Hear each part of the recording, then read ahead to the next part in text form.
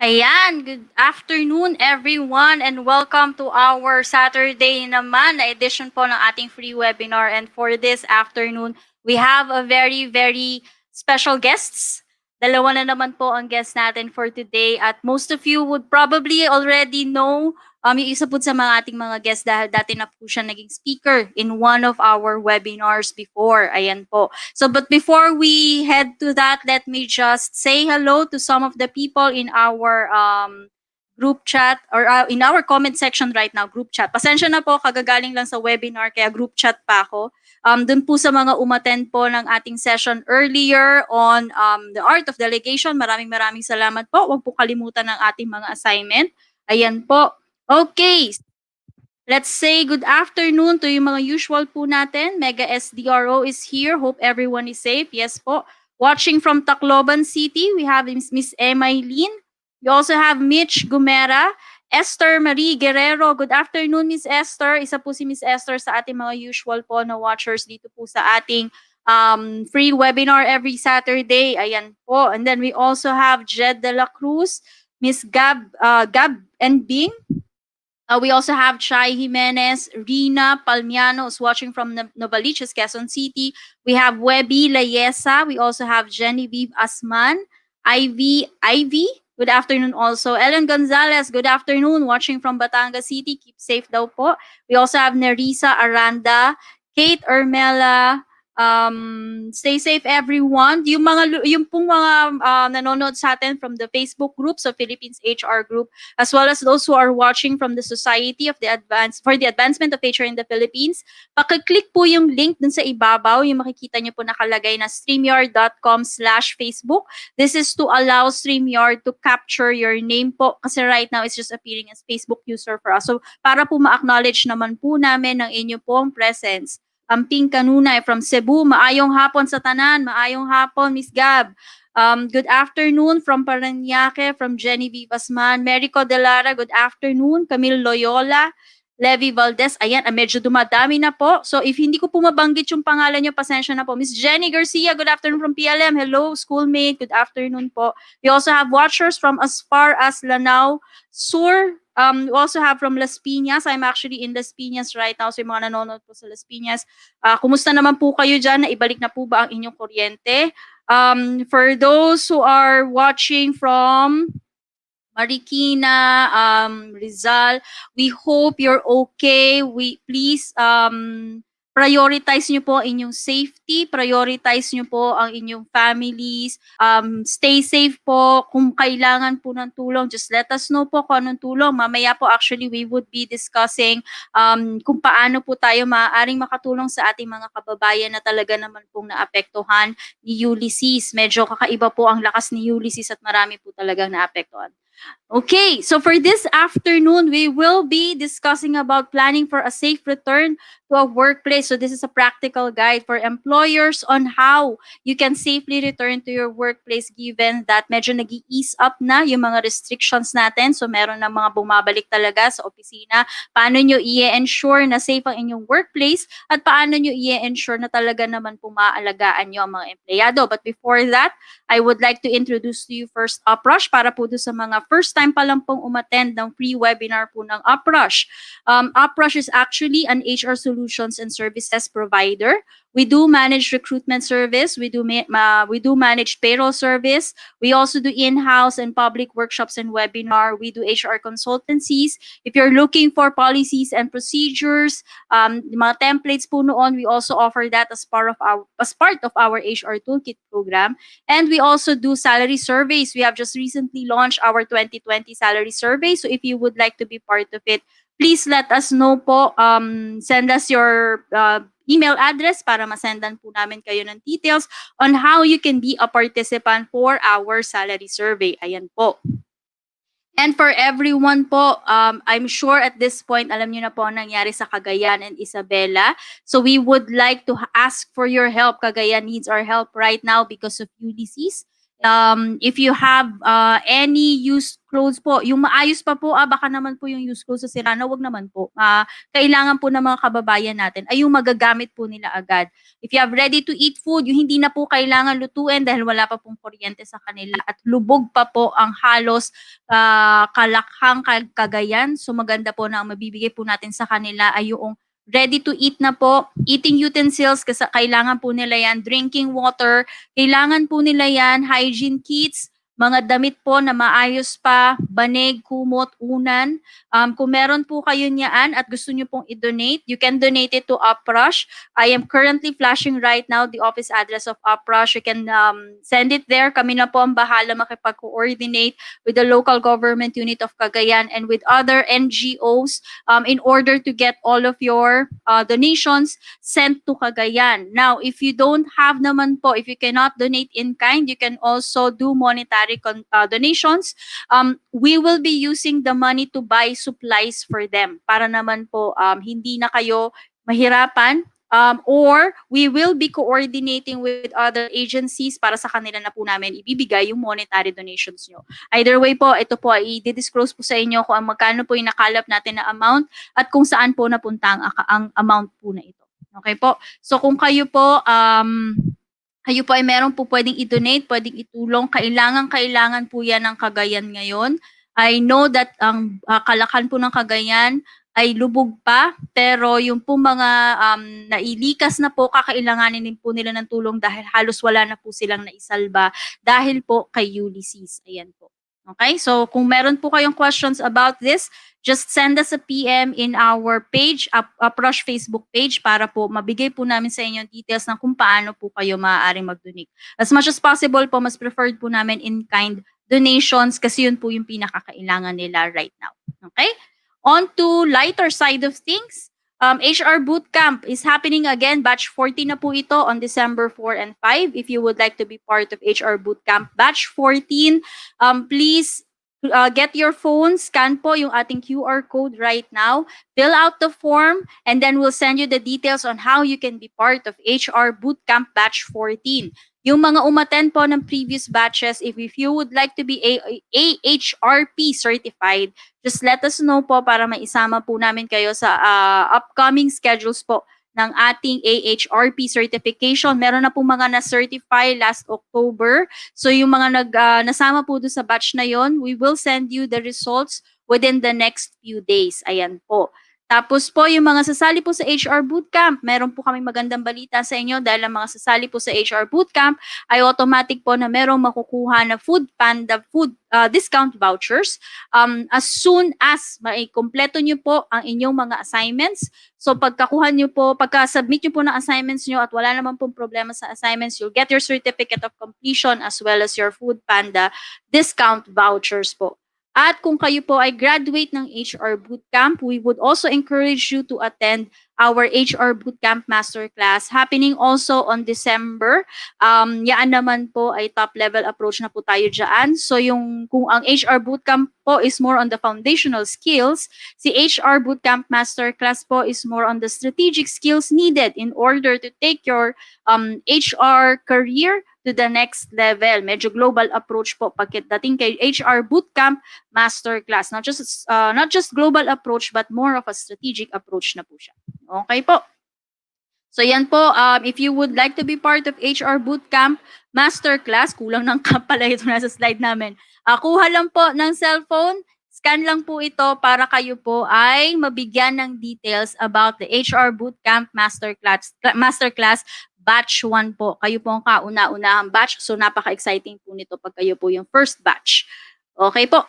And then of course, if you would like to check our past webinars and past episodes of HR Bytes, head lang po kayo dun sa aming YouTube channel. Kunin lang po ang phone, scan lang po again ang QR code na meron sa inyong harapan right now para inyo pong makita ang ating mga past episodes ng ating free webinars as well as yun pong mga past episodes po ng HR Bytes. Yung pinaka-last po natin na episode po ng HR Bytes is all about the maternity benefits. May kasama po yun na computation po na salary differential. So yung mga nalilito po kung paano kino-compute ang salary differential, may step-by-step guide po doon at illustration. So makikita nyo po kung paano ba talaga, saan nanggagaling yung mga figures, makikita nyo po doon. Inisa-isa po namin doon kung paano kino-compute ang salary differential at kung ano ba yung mga dapat yung tandaan when it comes to doon po sa maternity benefit na ino-offer po ng SSS. Ayan po.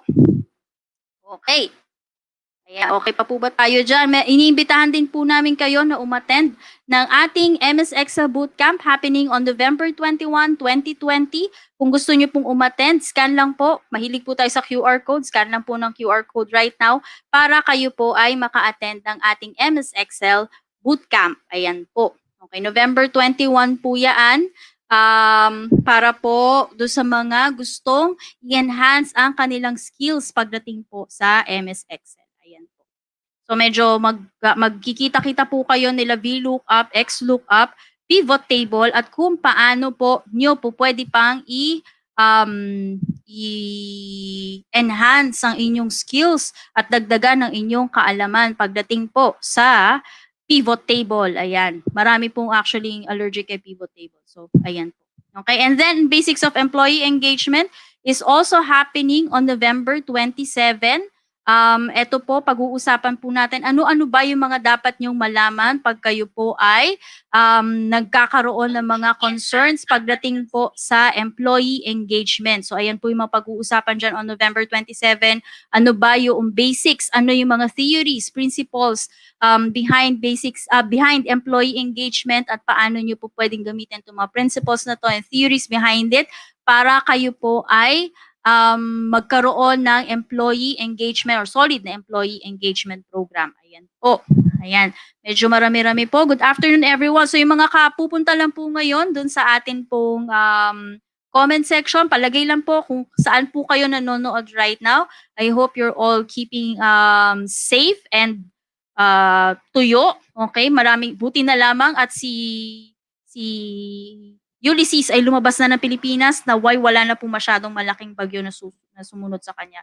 Pero grabe, kawawa na nakakaawa yung ating mga kababayan na nasa Cagayan at Isabela right now. So sana po kayo po ay makatulong sa kanila. Okay po, if kayo naman po ay gusto nyo maging sponsor at makita po at ma-acknowledge po kayo during our free webinars po, pwede po kayong maging sponsor.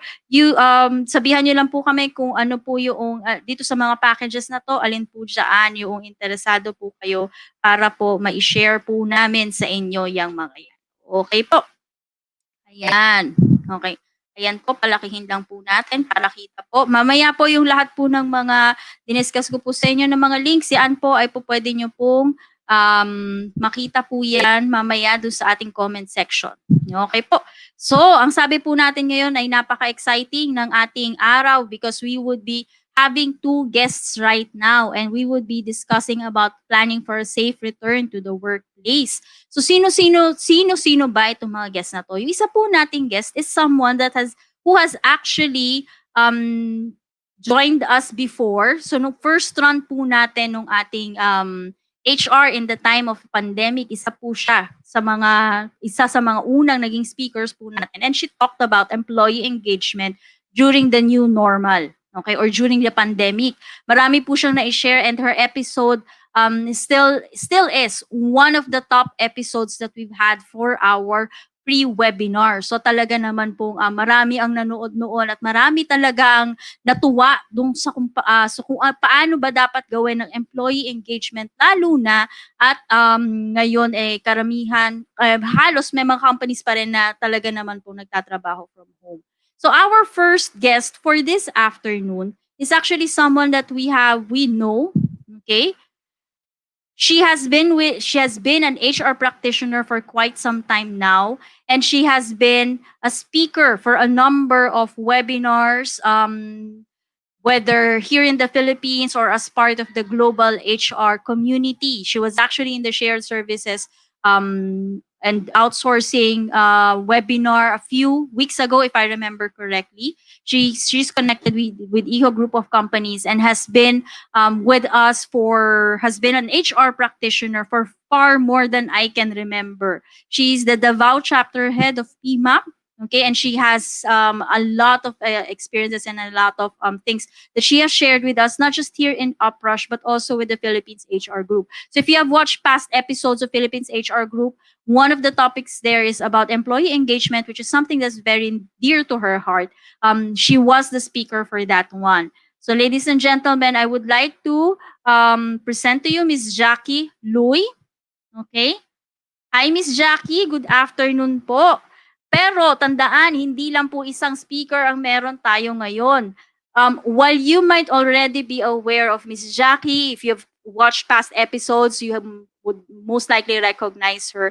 Yung kanya pong kapartner dito po sa ating presentation this afternoon is someone na medyo low-key. But if you have watched the episode of Miss Jackie, you would notice that in the comment section, there was actually somebody there who was also providing his insights on employee engagement, and nakatulong siya to keep even the comment section very engaging. This guy is actually has been a keynote and resource speaker in several technology, business, and academic events on various subject matters. He is considered an expert on topics such as smart cities, cybersecurity, Internet of Things, IT strategy, digital and business transformation, customer and user experience, digital augmented workforce, business continuity, resiliency planning, and crisis management. And what we have right now is a very unique crisis. We might be used to the setup right now, but believe me, it's still a crisis. There's still a lot of companies who are not sure how to handle the what's happening right now. Kahit pa sabihin natin na medyo iba naka-adapt na, but syempre, we still don't know what will happen in the next few months. Now, this person that I am referring to is currently the group CIO and CTO, as well as the head of Shared Services Center of Ihor Resources Corporation. He considers part of his qualifications his experience in digital and business transformation strategies, enterprise architecture strategy, solutions and service delivery, data center, and IT operations.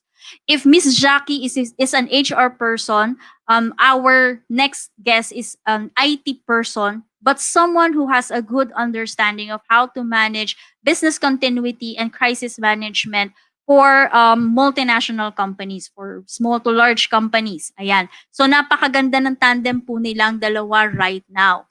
So without further ado, let me introduce you to our next speaker, Mr. Alex Ustaris. Sir Alex, are you already there po?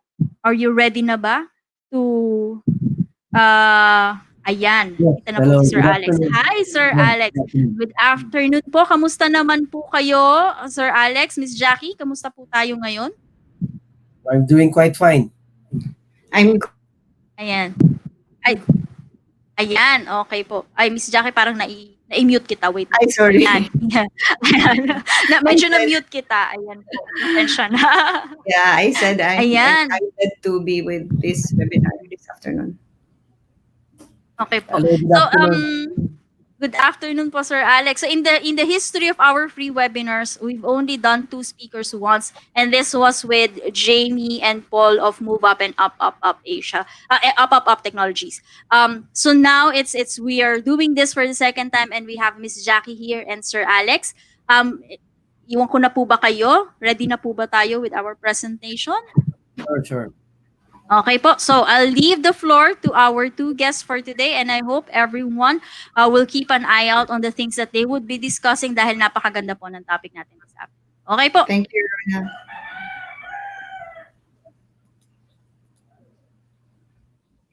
Okay, so good afternoon, everyone. I'm very excited to be with you this afternoon and share also the stage with Alex, who has an ocean of experience, particularly on cybersecurity, which will be very relevant on our discussions this afternoon. So, what we are going to share with you will be on the focus on safe, return stronger to workplaces. As you can notice, SAFE is an acronym here. So, SAFE means stewardship, accountability, fun, and experience. So, the following objectives that we are going to would like to achieve for the discussion this afternoon are on the next slide, please.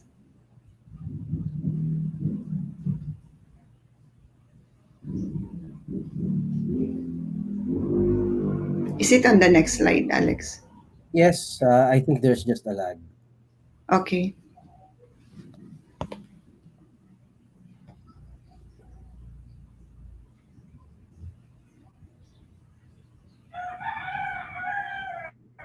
It's not showing yet.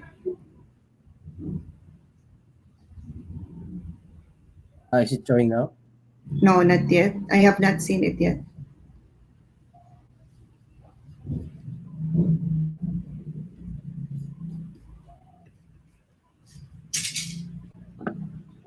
Ah, yeah. Okay. So for this afternoon's discussion, we would like to we would like you to acknowledge the importance of physical and psychological um, balance in the workplace, particularly the physical and psychological safety, and collaborate and learn with the workplace colleagues and with the community that you are in, and as well as thrive with the mindset of champions against World War C. So I would like to emphasize that we really need to have that mindset of success in whatever we are going to do. So particularly in this pandemic, unprecedented global and health crisis, that we really need to think that we are going to win against it because, as I term it, it is a World War C. It's because we don't see our kalaban. So we really have to have that mindset of success. So to begin with, um, as I was saying, the SAFE has an acronym of stewardship, accountability, fun, and as well as experience. So on the next slide, we are going to talk about stewardship.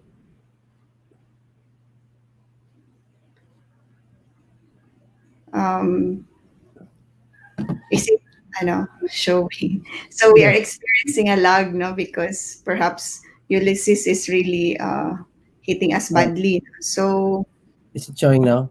yeah, it is. So on the stewardship, the fundamental investment that we have to always think about as employers, no, and as representatives of employers, particularly those who are in the HR profession, and as well as line managers who are taking care of the people, is that we really need to maintain the balance between the physical and psychological well-being of the people.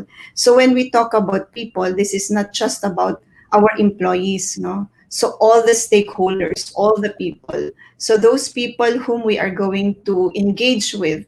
No? So like for example, the suppliers. No? So and the community that we are going to deal with as well. No? So all the people in our organization. So if they feel that there are some changes in the physical setup, there is a perception. No? It will affect psychologically to the people. They will perceive that something is being done, something is being addressed. So we have to create that feeling of safety for the people. So that's why I'm saying that there should be a balance between the physical and psychological safety. No? So based on the study of the International Labor Organization, we can see on the next slide, please.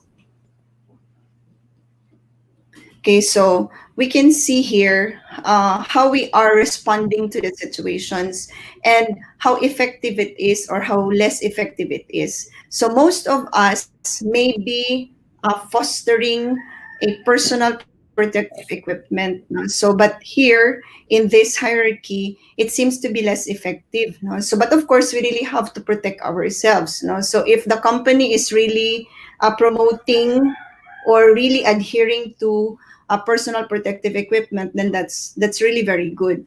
And of course, for us as individuals, now when we are already outside of the company or outside of our work premises, we really need to make sure that we really are wearing personal protective equipment, such as, for example, our masks and our face shield. So administrative measures also belong to a less effective. But what is really more effective is to identify where are the risks, now risks areas, and contain the risk areas. Now, so that's why I was emphasizing that there should be a balance between the physical and psychological safety. So if we are doing something in the physical environment, it gives right away a perception of the people that it is okay to come back. It is okay to go back to work because I believe we are all experiencing, not only in the Philippines and I think it is across the world, that people really are afraid to go back to workplaces because somehow there are experiences that it is already being contained, but again it will rise up, no? So like for example, it is known to the country today that Davao is the highest, no, highest cases in terms of COVID. And in fact, there are already new regulations that are being implemented and about to be implemented by November 18.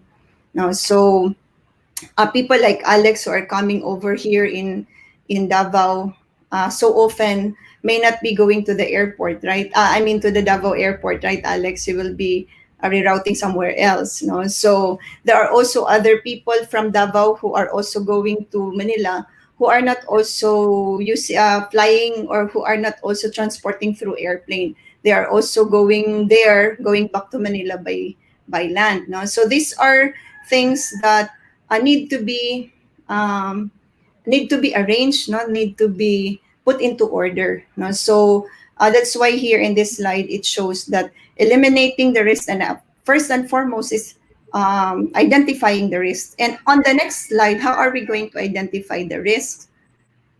Okay, so of course, we will begin with risk analysis by identifying which are the hazards. No? So, if people are carriers of that, then we really have to ensure that what we are going to do with the people who may be transmitting those. No? So that's why there is a PPE, or the most effective, as it is being indicated in the previous slide, is really the work from home, no? But of course there are really works that cannot be worked from home.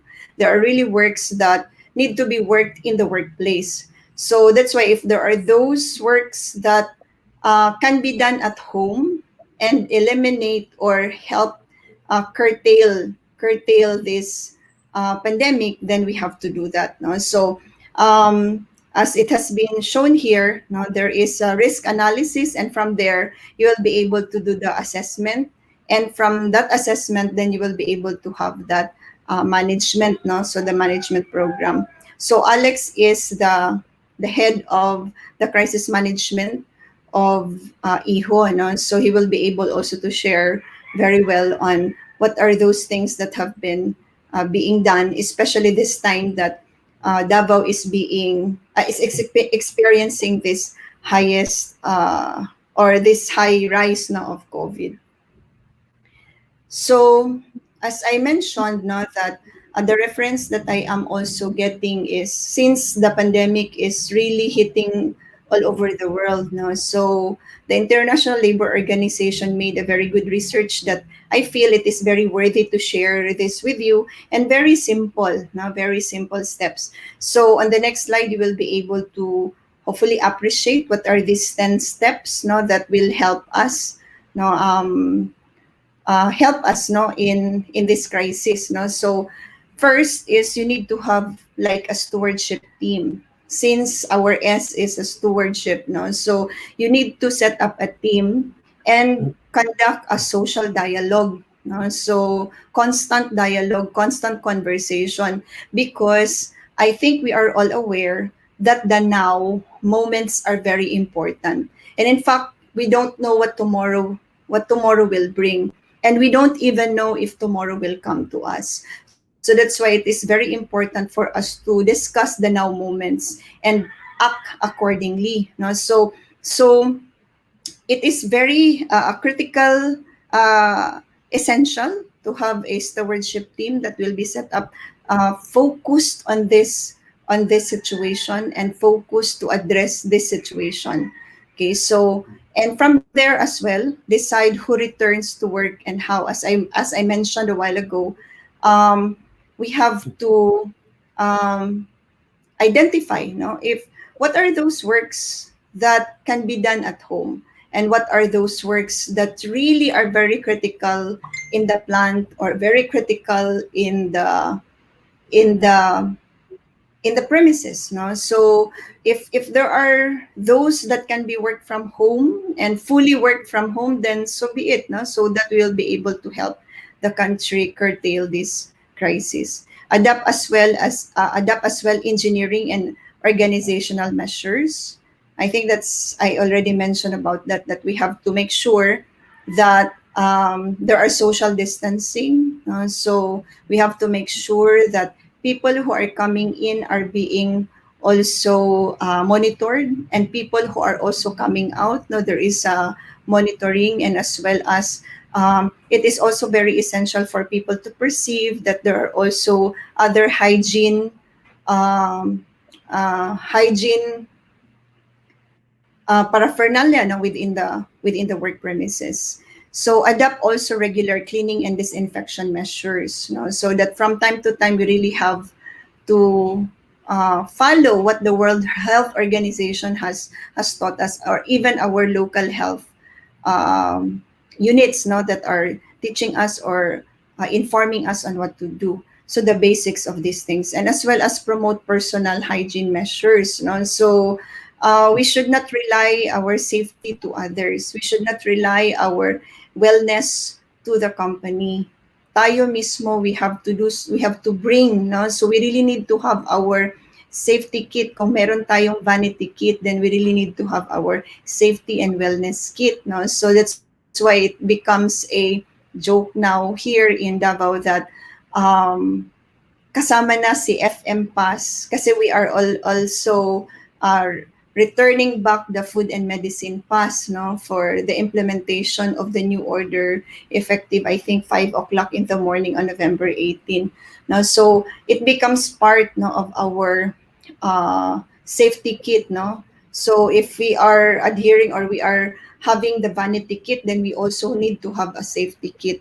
So provide personal protective equipment, no. So this is not just the responsibility and accountability of the company. This is also as well our own responsibility and accountability, because it is our nose, no, it is our mouth, it is our ears and our eyes that can be very vulnerable, no, to this virus, no. So we have to have that, no? So health surveillance of our workers. Discipline is very important here, no? So if there is a program to submit ourselves to this monitoring system, then discipline will come, no? So we'll have a very good interplay here, no? So if our monitoring system, which I believe Alex can share with you, no, so on what are those contactless monitoring system, then have that as a part of the investment, no? So consider the psychosocial and other risks, no. So it is also very important for us to adhere, no, for example, to rules and regulations on conducting meetings, no, and as well as other social gathering rules and regulations, and the risks that um, it will come to us, no. So review and update emergency and evacuation plans. So that becomes also the the building plans, no, of our work premises. And it's not just that, as well as when there is already a crisis, no. So for example, it was discussed before and even argued, no, if for example somebody is having a temperature of 37.3, because that's your indicator that a person should be closely monitored and should be placed in an isolated room, no. So um, that should also be defined, no, simulated. That should be studied very well, and those people who will be responding to such emergency cases are well trained. No, so if they belong to the stewardship team, then they also need to have the proper training on how to respond to emergency situations. Review and update preventive and control measures, no. So we have to update our emergency response procedures from time to time, because the situation constantly change, no? So, and apart from that, we are also experiencing other crises, like for example this time, which is the typhoon, no? So there may also be other crises, like for example here, from time to time there is an earthquake, no? So in our region, no? So we need to be alert, and we need to review our measures, no? Are this relevant, no? Or are we anticipating, and are we anticipating some of this, no? So it is okay to overreact to situations, because we are thinking about the safety of the people, and we are responding to life, no? So if it is about life, then we should overreact to situations, no? So because we really have to ensure that it is for the preservation of the human being. So as I mentioned, no, so those are of the thinking of the stewardship, and it should become a culture. No, it should be a way of life. We should not dream of going back to what was, because it will never happen, no? So, and we don't know yet, no, what will come tomorrow. So we just have to accept our situation, and by acceptance, then we will become accountable on our steps, and as well as on how are we going to address our situations, no, our individual situations. So on the next slide, I'll be showing or sharing with you, no, how what are examples of being accountable, no? So we have to follow rules and regulations, like for example, if we are feeling the 37.3 and above, then we have to declare a sick leave, no? So we have to help ourselves and help also others be safe, no? So like for example, I have a friend whose whose mother also passed away, no, because of COVID, no. So it is very important for us to be alert, no? So we should know what to do right away if we have an exposure to the person. So we really have to have the swab test right away, because from there we'll be able to know if we really have that, and the other people whom we have in contact with will also be able to know what they are going to do if it is a crisis. It is so important for us to declare who these people are. So it is a choice, and it is a weighing between, are we going to be very confidential about it, or are we going to save many people? No? So if we will be able to declare, and we will be able to inform who are these people who are positive, and who are these people who are PUI or PUM, then we'll be able to save many people. No? So then they will be able to trace, no? So that's why it's so important for that. And before also returning to work, no? So before returning to, we all return to work, but not physically, no? Some others are in virtual, but if we are going to return to work physically, then we have to prepare who should be going to work, I mean to go to the premises, and who are those who should remain in the work from home. And apart from that is who should be in the first shift, second shift. So there should be a close monitoring of this. There should be a system of this monitoring, so that we'll be able to track very well. And apart from that is the transportation. So we have to, complacency is also a cancer. No, so if we are too complacent about this, no, so then it will really hit us, no. It's an attitude that we have to also change, no. So as I was saying, if we are still dreaming of the life before, then you are still resisting to the situation. We should not, no. So we have to accept that it is really happening to us now, and we have to abide, and we have to be disciplined to abide. So in the transportation, for example, no, so all the regulations that are being taught to us by our local government units, we have to follow, no? So that we will be able to help as well curtail, no? So, and as well as the schedules of the transportation, no? So in order for us not to disrupt the operations, and also those common areas where people will be staying, like for example, the pantries and canteens, no, so or dining areas or meeting rooms, no, so or lobby, no, so policies should really be very clear, and it should be posted, no, so because people will be able to, if they are if these are posted, no, in very um, strategic locations, if these are posted in strategic locations, then people will be reminded always, because it's a habit, no, that we are trying to form, no, so it's a habit that we have uh, to really be ingrained, no, in every individual's activities, no, so and as I was saying, no, so coming in and coming out of the office, I think it should be monitored. And I think it is a best practice, no?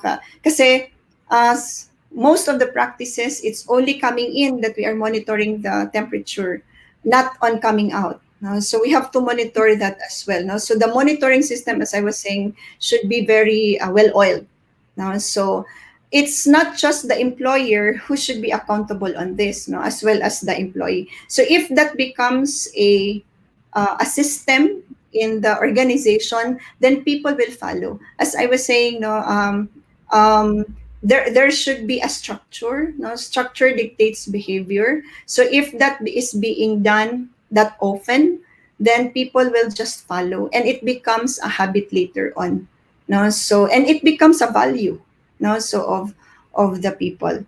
So the F of our safe is fun, no, so for us Filipinos, fun is very important to us, no, so that's why we have to integrate that in our culture, and as well as on how we are addressing this situation. So on the next slide.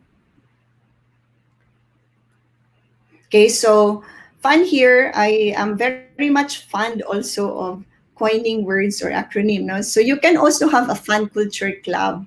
No? So may it be virtual or something else. No? So as long as you follow social distancing and other regulations. No? So and under quarantine, keep the culture flowing. Do not cut it. No? So do not be overwhelmed by that. No? So you still have to exercise such culture. No, and you need to have nice ties. What do you mean? What do I mean by nice ties? We need to develop not just the employer-employee relationship. We also have to develop the employee-employee relationship.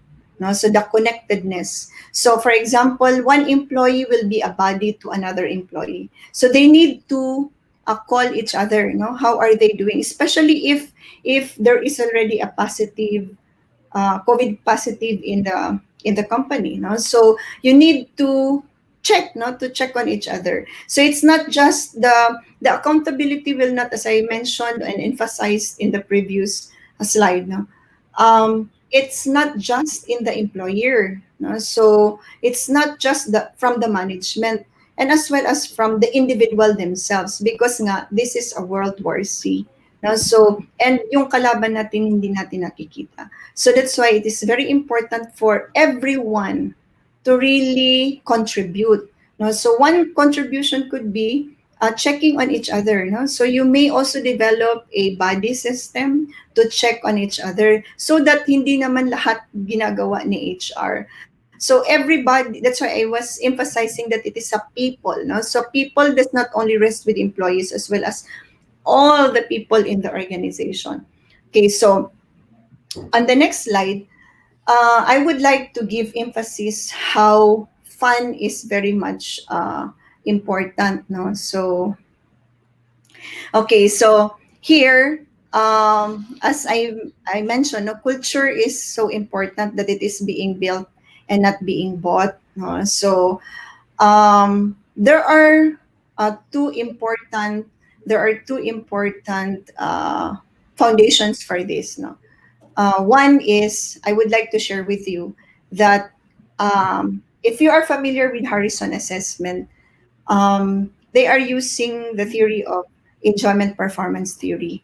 Now, so the fun moments in our organizations and our workplaces will really bring us to it will really bring a long way. No? So um, if people are happy in the organization, they will not even care how much load they have. No? So because they feel that it is a walk in the park. No? The work that they are doing when they are happy in the organization, it depends on what kind of motivations they have. No? So if they are happy with the pay, they are happy with their colleagues, they are happy with the physical environment. No? Because there are also people who are attracted to the work setting, no? The work condition and the work setup. So there are also people who may be very much interested to go back to work because of affiliation. No? So, according to John Stacy Adams' theory, that there are people also who are motivated by power, motivated by achievement, or motivated by affiliation. So, if they feel that they belong. No? So, now we have to inject the fun part of it. So, but you have to make sure what you would like to achieve by injecting the fun part. Injecting the fun part or integrating the fun part is not just per se that you are injecting it. You have to have a purpose and you need to have a goal why you are doing that. You have to be purposive, you have to be strategic, and you have to align it with the business strategy so that your budget on that will also be approved. No? So you have to be strategic about it. So for example, with Iho, growing while having fun is really a culture, and it was being felt because there are really artifacts about it.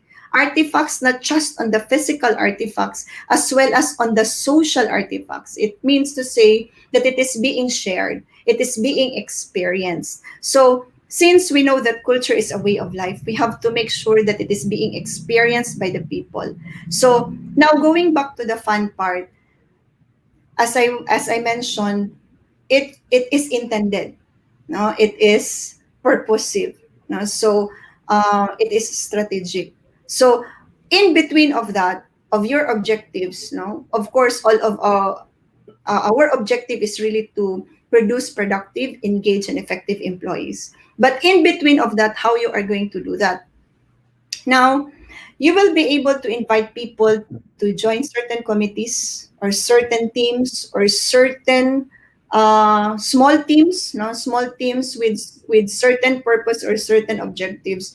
If there is fun on that, and there should be trust, transparency, and teamwork. And trust now becomes a currency. No? So because if we become transparent, particularly this time of the pandemic, on what are the rules and regulations and what will happen to them, and what kind of work they are going to do, and what will happen to them if they are going to do that. No, if you will lay down to them the cards, no, so they become trusting to the management, and they will also, the management in return also will trust them, and vice versa. No? So then you will be able to form right away the teamwork.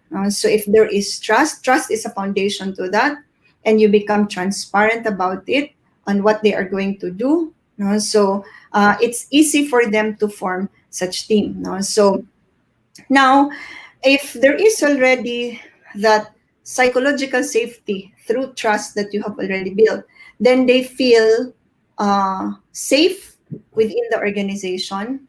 And of course, if they feel safe, then a wellness will also come. And of course, if there is the feeling of psychological safety, physical safety, wellness, then it is very healthy for them to work. And of course, the result, they will be engaged in the works that they are doing. They will love their work, they will love the company. No? So they become productive, and they become not just efficient but effective. No? So yeah, no, so that's the fun, as I mentioned. No, the fun is not just to just inject that it is okay for us to just have fun activities. No, there should be a purpose for that activities. You have to study. No, you have to study the behaviors of the people in the organization, and what kind of behaviors that you would like to achieve. No, so you have to make use of that purposefully. So yeah, no, so I would like to give emphasis on the trust. Now, in the study of McKinsey and Company on the next slide, now, so Oh, so this, sorry, but I think this has not been the updated slide, no? So, but anyway, I would like to share with you that McKinsey and Company have conducted a study on the trust, no? So, when you are going to have this one, no, to make it as a currency, you have to make sure that your um, social dialogues and whatever activities you have are very much credible, no? So, and also, okay, okay, for a while, okay, so, and give your employees the how you will become credible, no? Give your employees the airtime to express. Do not shoot the messenger, in other words, no? So if they would like to express something, no? So if they would like to share their thoughts, no? They would like to share their opinions, no? Give them that airtime, listen to them, no? So that culture should be exercised in the company, and make it also feasible according to the study of McKinsey. Make it also feasible, no? So when they make suggestions and you found it very good, no, for the company, then give actions to that in a timely manner, no? So do not just have that social dialogue, and if they make suggestions, parang it's just falling into deaf ears, no? So, and make it sustainable. How to make it sustainable?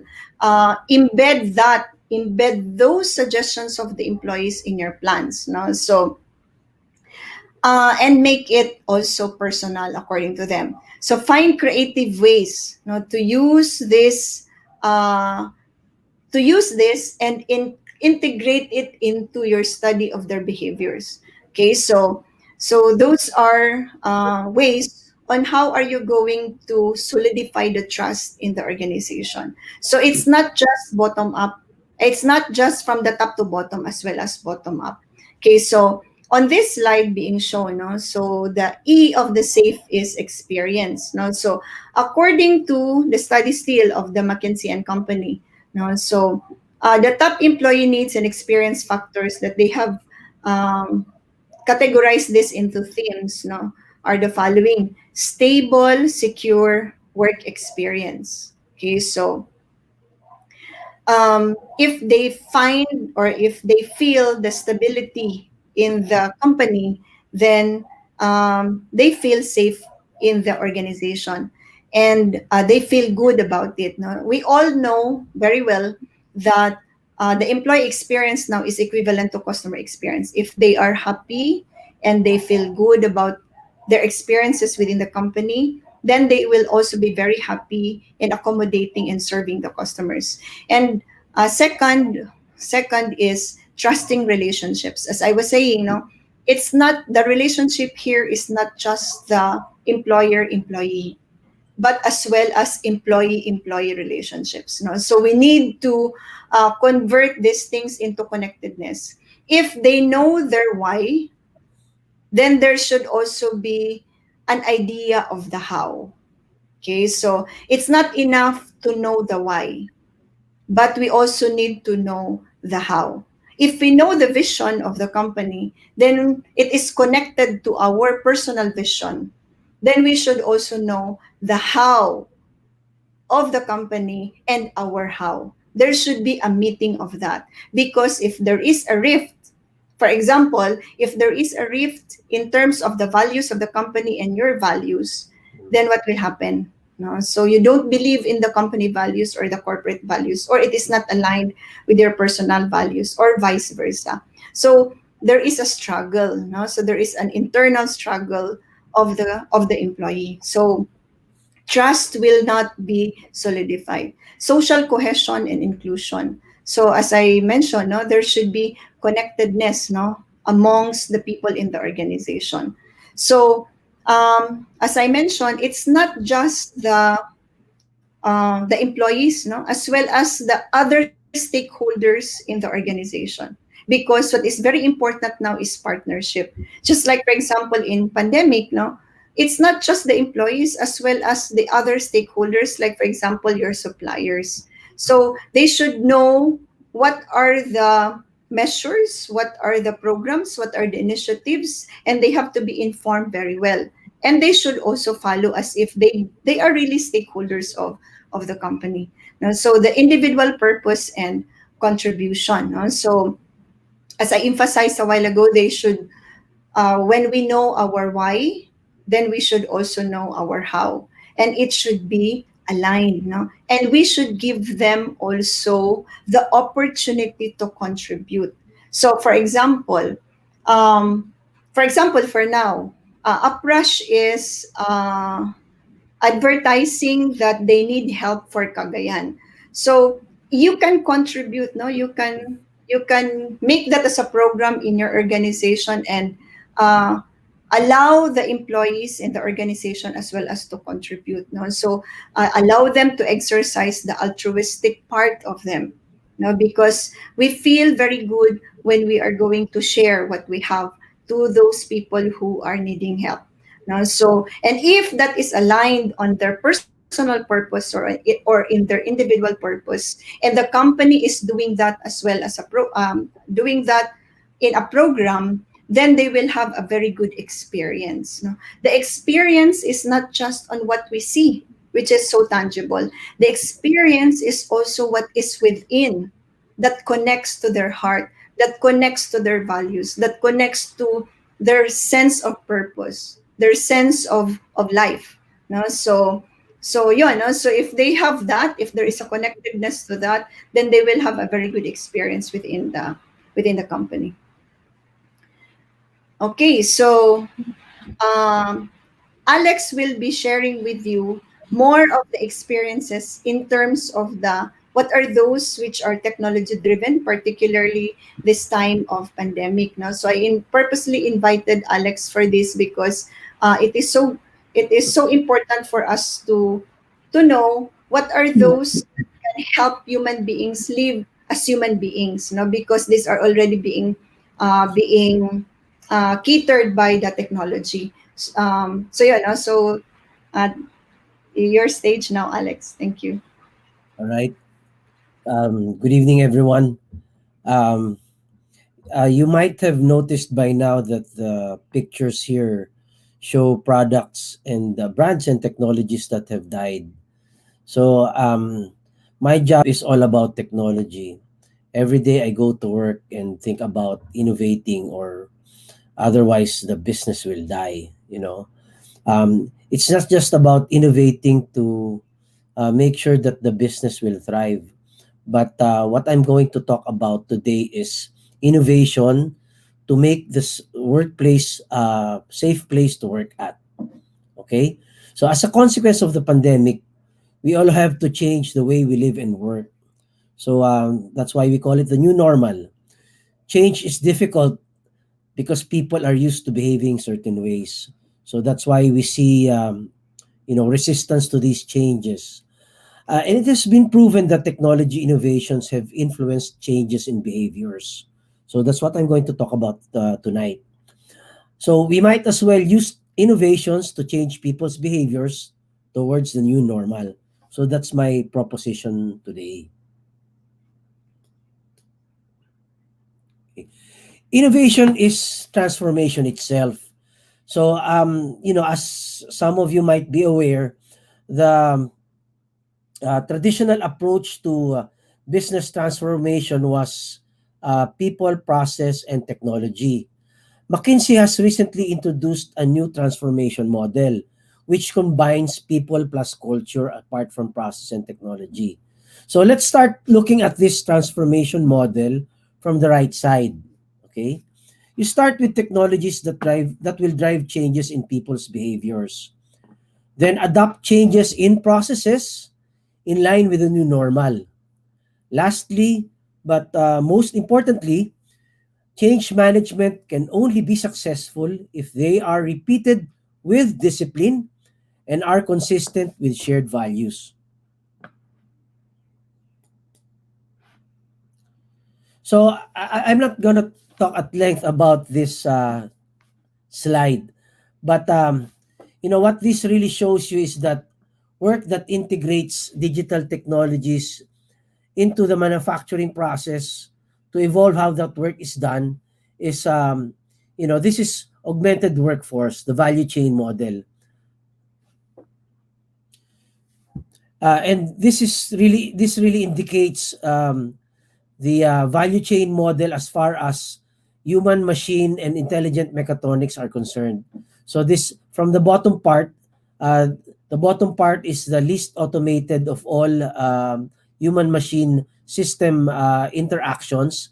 The topmost part of the pyramid is the most automated type of augmented workforce that you can implement in the workplace. So work that integrates digital technologies in manufacturing actually involves how the work is being done.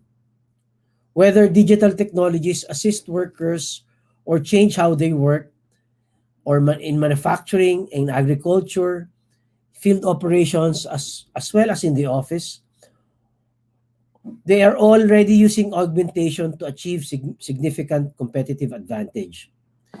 In light of the new normal owing to the pandemic, augmented workforces to a large extent influence people to change behaviors to minimize, if not totally eliminate, physical contact. So that's the point of this slide. This is my own value chain model for augmented workforces, which basically emphasizes that people have to work alongside machines, intelligent or otherwise. So as I mentioned earlier, dun sa bottom part ng value chain is the least intelligent or unintelligent machines. The topmost part represents the intelligent machines.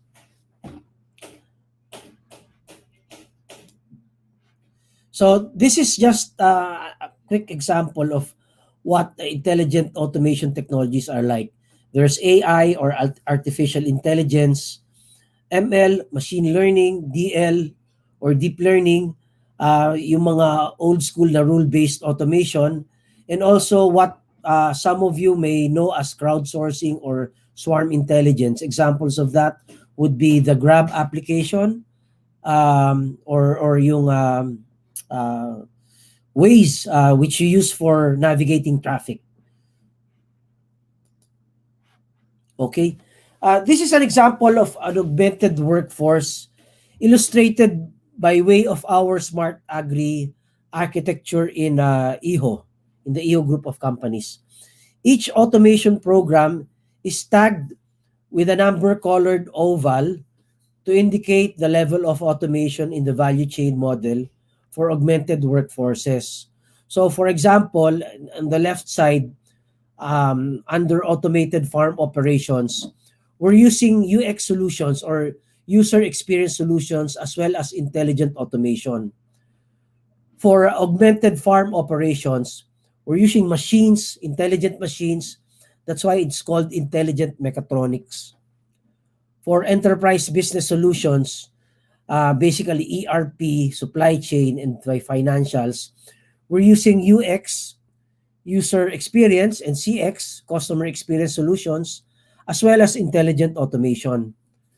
We also have a layer which we call the data lake, or big data, as others may call it, and analytics infrastructure.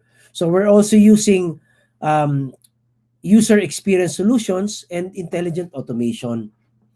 Okay, so let me illustrate to you more simplistically how we've done this in IHO. I want to share with you our success story on an augmented workforce for safe workplaces. As soon as the lockdown was implemented in March, we immediately expanded the use of Microsoft Office 365 and Microsoft Teams for work anywhere experience for our employees. So making use of Teams has also expanded collaboration, virtual collaboration across the group of companies, and it doesn't matter where you are, whenever, whatever time of day it is, you can seamlessly collaborate and co-edit, share documents, and even work together on the same documents without fearing the interfering with the changes that others are doing on the documents. And what we've observed is that people have become more productive when we started using Microsoft Teams and the productivity tools of Microsoft Office 365, even when people are working remotely, even when people are working in different locations. So it's quite ironic that during the pandemic, people are now more productive compared to before the pandemic. We've also been using a local HRIS solution, which is called HR Web. Uh, it has an employee self-services module, and that eliminates face-to-face interactions for most employee requests to HR. So that's the second object from the left, second from the left object on the slide right now. And then the third object, face recognition biometrics, we've replaced our fingerprint biometrics with face recognition so that transmission of the virus is minimized, if not totally eliminated. We've been using this also to monitor location of people so that we can this can help us conduct contact tracing whenever necessary. Lastly, but also very importantly, we're now using intelligent mechatronics. So intelligent machines that are not just powered by mechanisms, but powered by electronics and digital technologies for our farm operations. It also operates using communications technologies. Basically, this consists of our intelligent drones and several machines in operations, as well as the automated data capture apps. So, lately for Iho, um, we've been using digitalization to nurture meaningful people experiences. For us, employee experience or user experience is the new customer experience. So that's very important to us as well. Creating a culture that is people-centric enables digital innovations that allow humans to be people. As a parting last few words, I'd like to quote Mahatma Gandhi. Mahatma Gandhi once said that, "I suppose leadership at one time meant muscles, but today it means getting along with people." Let me translate that into something relevant to what we're talking about today. Technology at one time took away people's jobs. Today, digital transformation is about technology getting along with people. And last parting words from Jaqueline.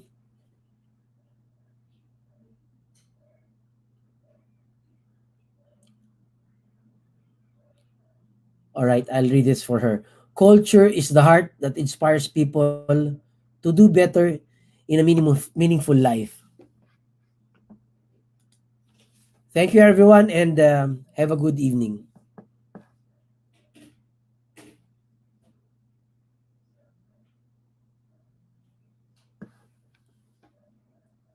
Ayan po, napakaganda ng ating topic this afternoon. Hello, welcome back Ms. Jackie and welcome back Sir Alex. We'll have a Q&A question, Q&A portion in a little while. But for the meantime, I would like to thank muna our sponsors. So tatanggalin lang po muna natin si Ms. Jackie and si Sir Alex. We'll call them later. But I would want you to watch this video first from one of our sponsors.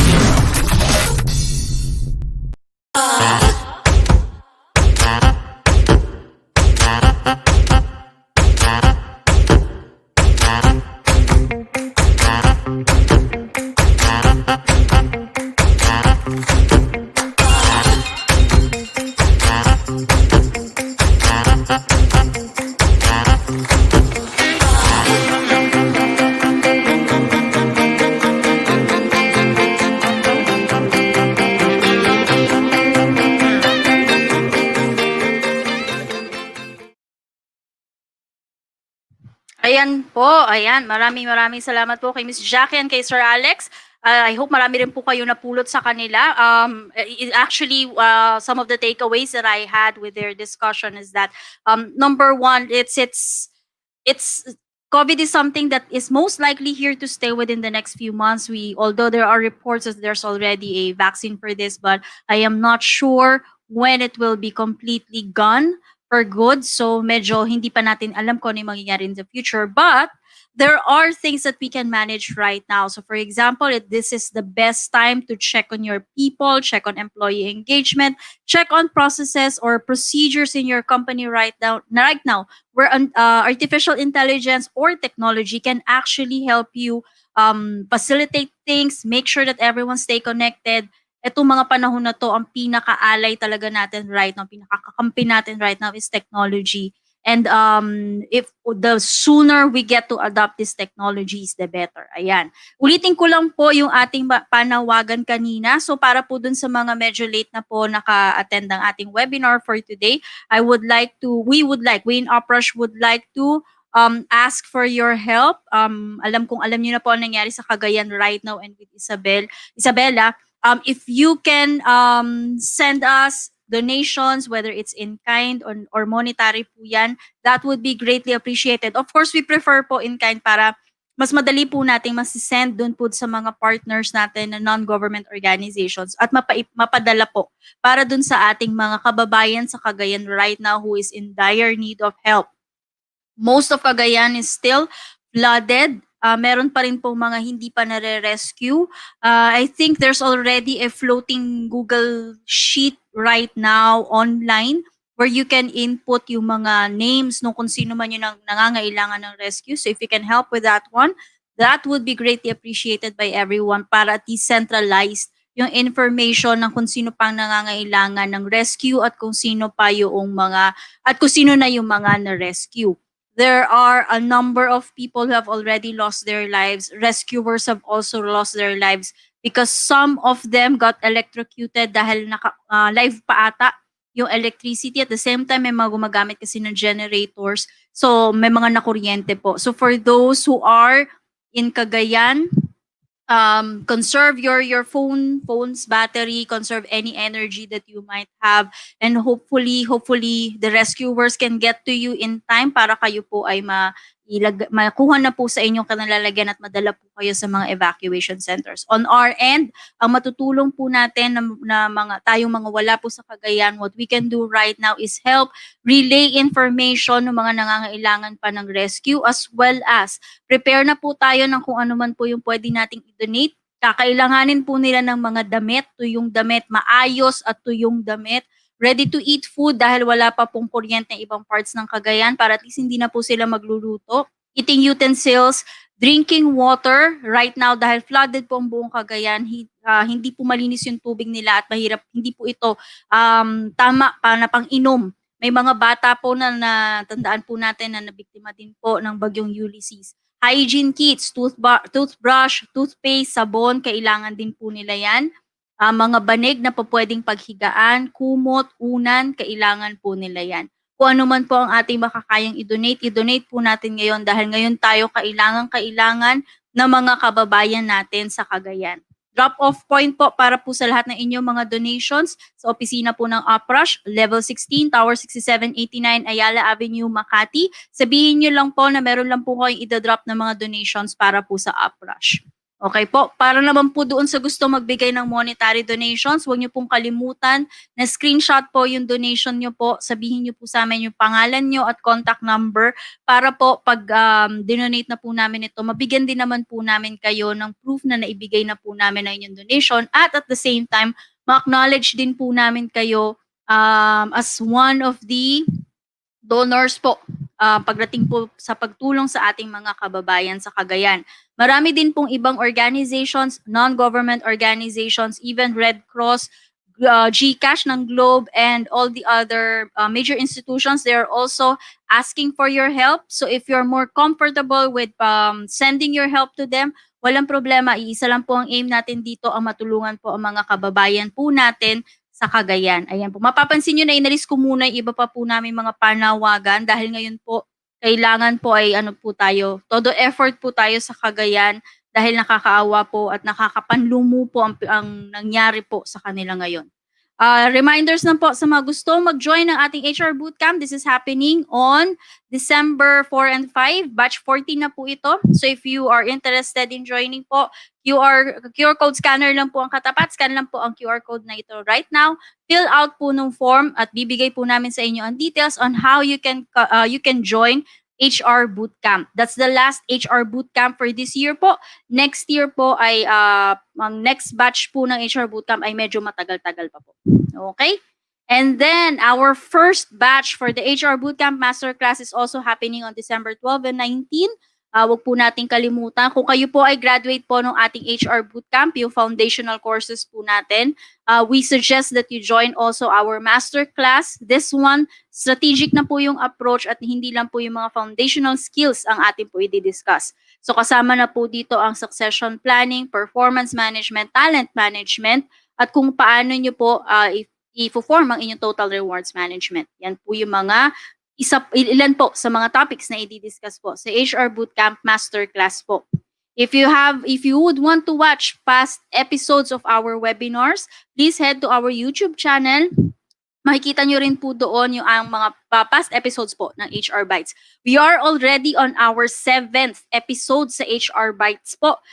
We're working on the 8th episode. If you have any suggested episodes or suggested topics po for our future episodes, let us know po. We are working on the 8th. Baka maisama natin po yan. We are also working on our blog posts right now. So if you haven't checked it yet, hr-disruption.blogspot.com. May mga topics po dyan na dinidiscuss po natin yung iba't ibang mga dapat yung malaman when it comes to labor cases. Ayan po. For those po requesting for slides, video, and certificate of attendance, ito na po ang iniintay niyong parte. Kuha lang po ng phone para po scan niyo po yung QR code natin. Ang fill out po ng forms, huwag pong kakalimutan na dapat po kompleto ang form. Kompleto po yung details na ilalagay niyo po sa form. Ilalagay din po namin yung link nito mamaya dyan po sa comment section at doon po sa events page po. Pag sinabi po nating events page, punta po kayo sa page ng Aprush, hanapin niyo po yung tab ng events, hanapin niyo po yung title ng event po for today, and then punta po kayo sa discussion tab, nandun po yung link para do sa request ng slides, video, and certificate of attendance. A reminder lang po, e-certificates will be out starting November 20. So ito po yung mga umattend po today, pwede po kayong mag-follow up starting November 20 po. Tulad nga ng sabi natin, 5 to 7 working days po.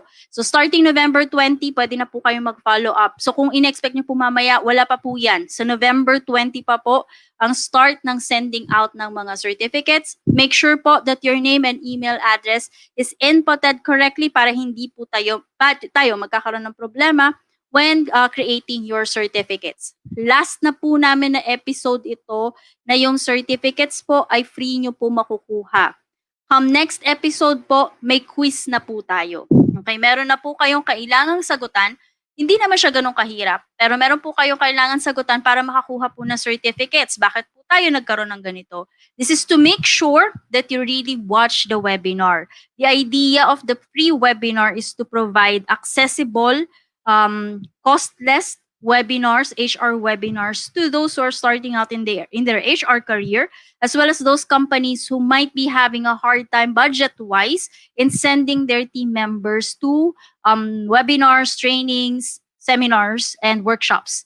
Okay, so yun po yung aim natin dito. Hindi lang po basta magkaroon ng certificate. In line with that aim, we will now be placing questions when you request certificates starting next week to make sure that you have watched the webinar and before you get your certificate. Para naman po fair din dun sa mga talagang nanonood po ng buong buo dun po sa ating mga webinars po. Ayan. Okay. Ayan, meron pa ba tayong nakalimutang i-discuss for this afternoon? Ayan po.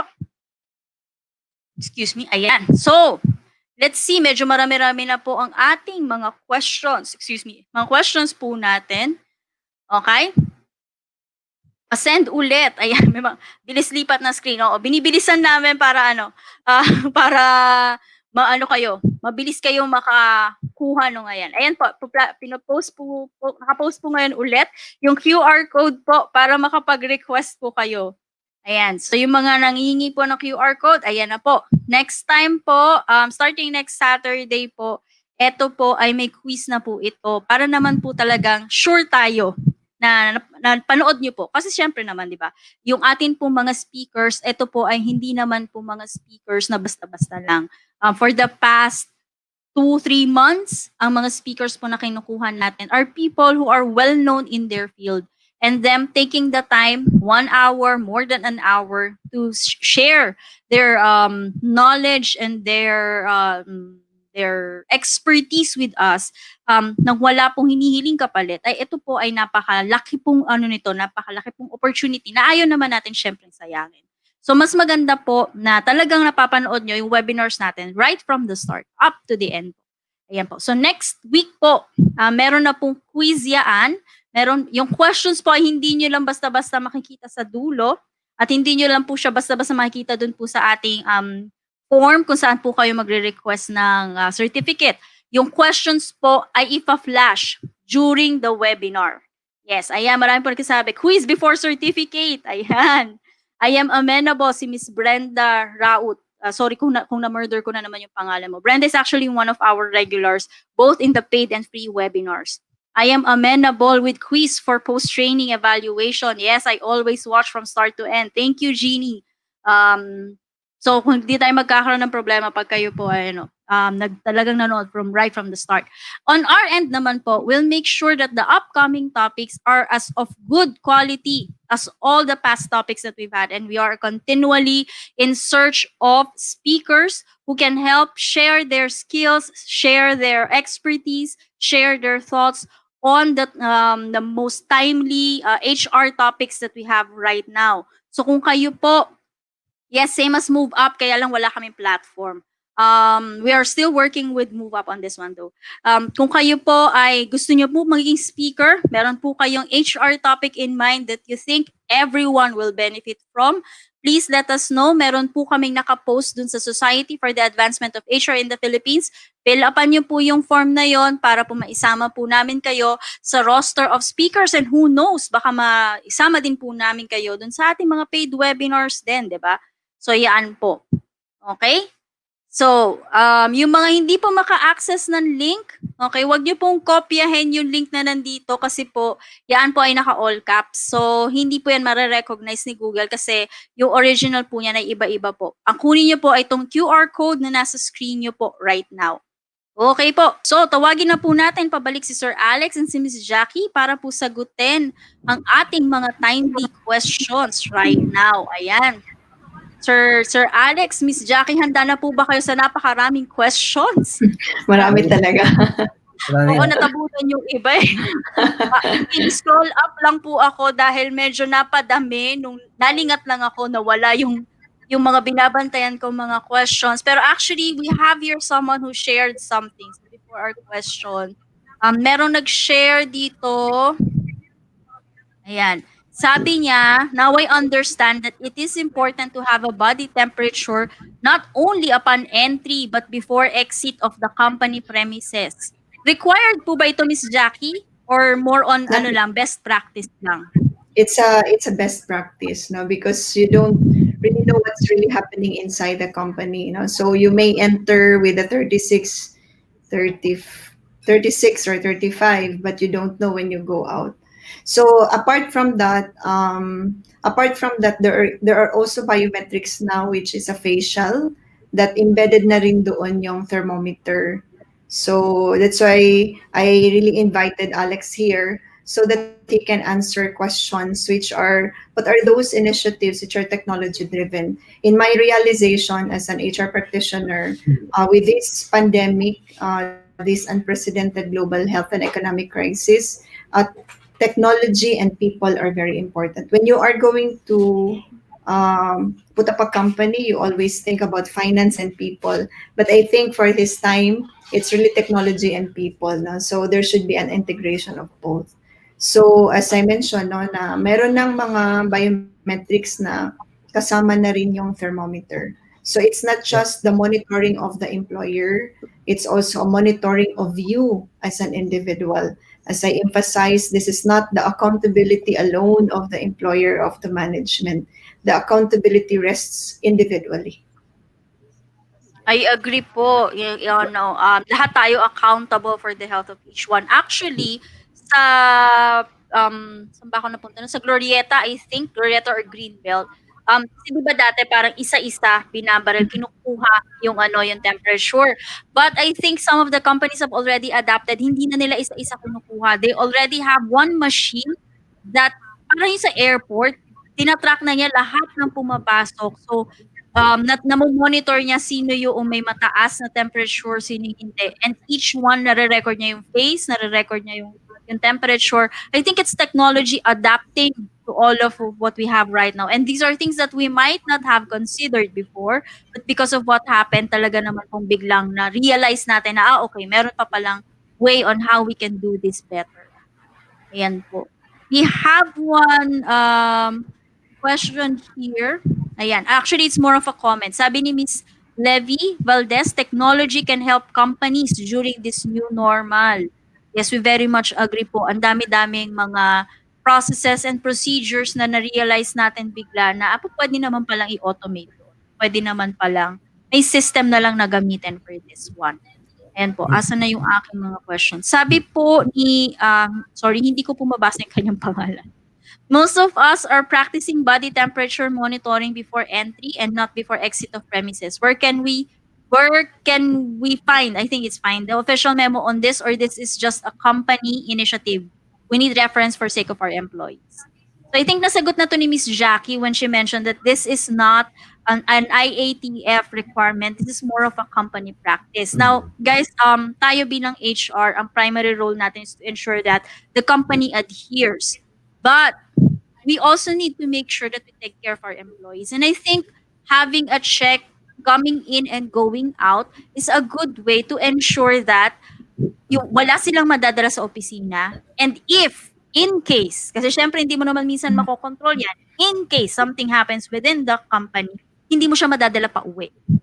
So, napipigilan. Yeah. So, I think it's actually a good practice. Yes. When you left from, sige, go ahead, Alex. Yeah. I also want to share something about the use of body temp together with face biometrics.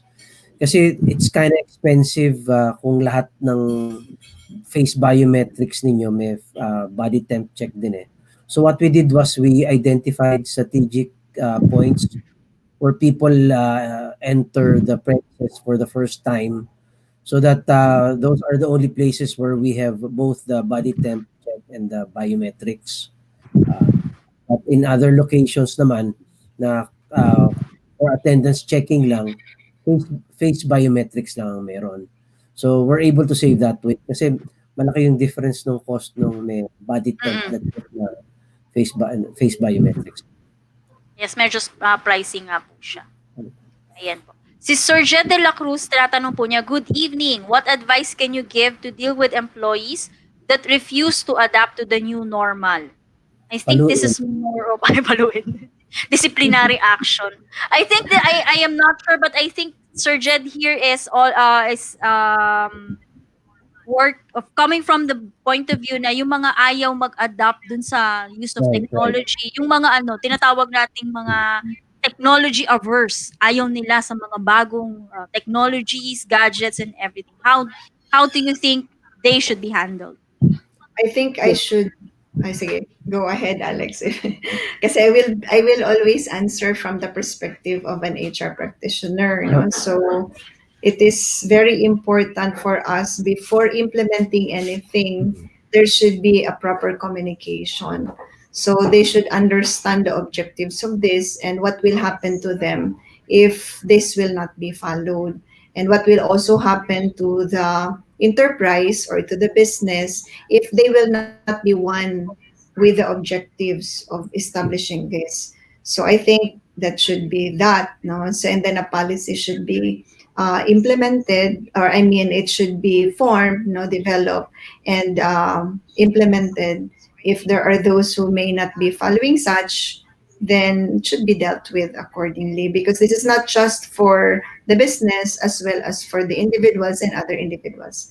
Alex, you want to say something? Yeah, I'd like to dovetail on Jacqueline's point, and I go back to my slide earlier, which says that um, innovation is transformation, di ba? So when you implement any technology, there has to be the corresponding processes and policies in place to support that implementation. You know, and you know the associated change management initiatives should also be in place. So when we say that the technology implementation has to be supported by policies and processes, then that means that uh, these have to be communicated clearly to the affected employees. And if there are no if there are cases where there's non-compliance, since it is policy, then there should be associated disciplinary action for certain non-compliances.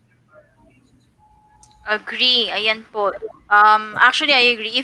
If it's something to do with compliance, there should be a disciplinary action for that. But of course, you need to have your policies, procedures very clear right from the start. In this, in the pandemic that we're facing right now, and this has been stated time and again ever since the pandemic started. Over communication is way better than under communication. So it's much better that your employees are aware of all the policies, the procedures. If you have to repeat it every single day, do so just to make sure that everyone is aware that this is a very serious matter and that this is something that they need to comply with. Ayan.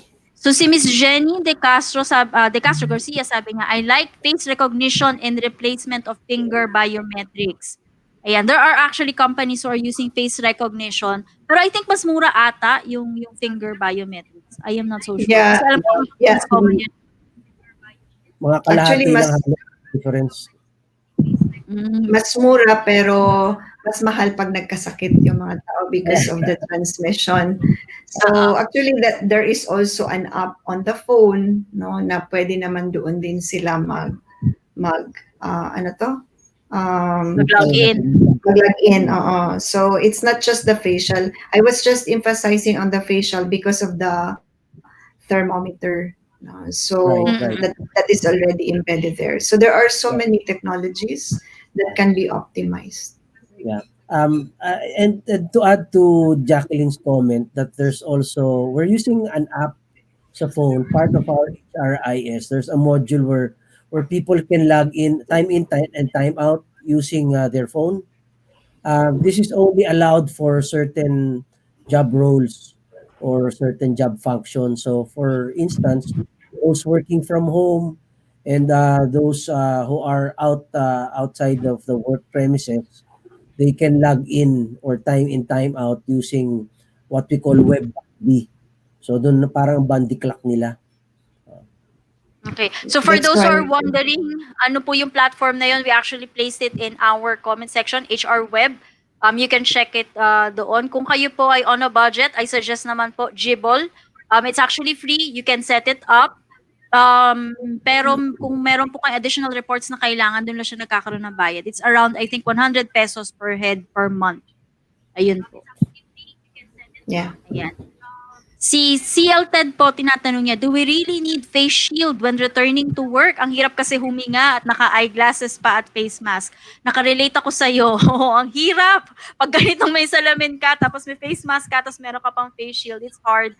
But I am a believer of the law is a law, so you have to follow it.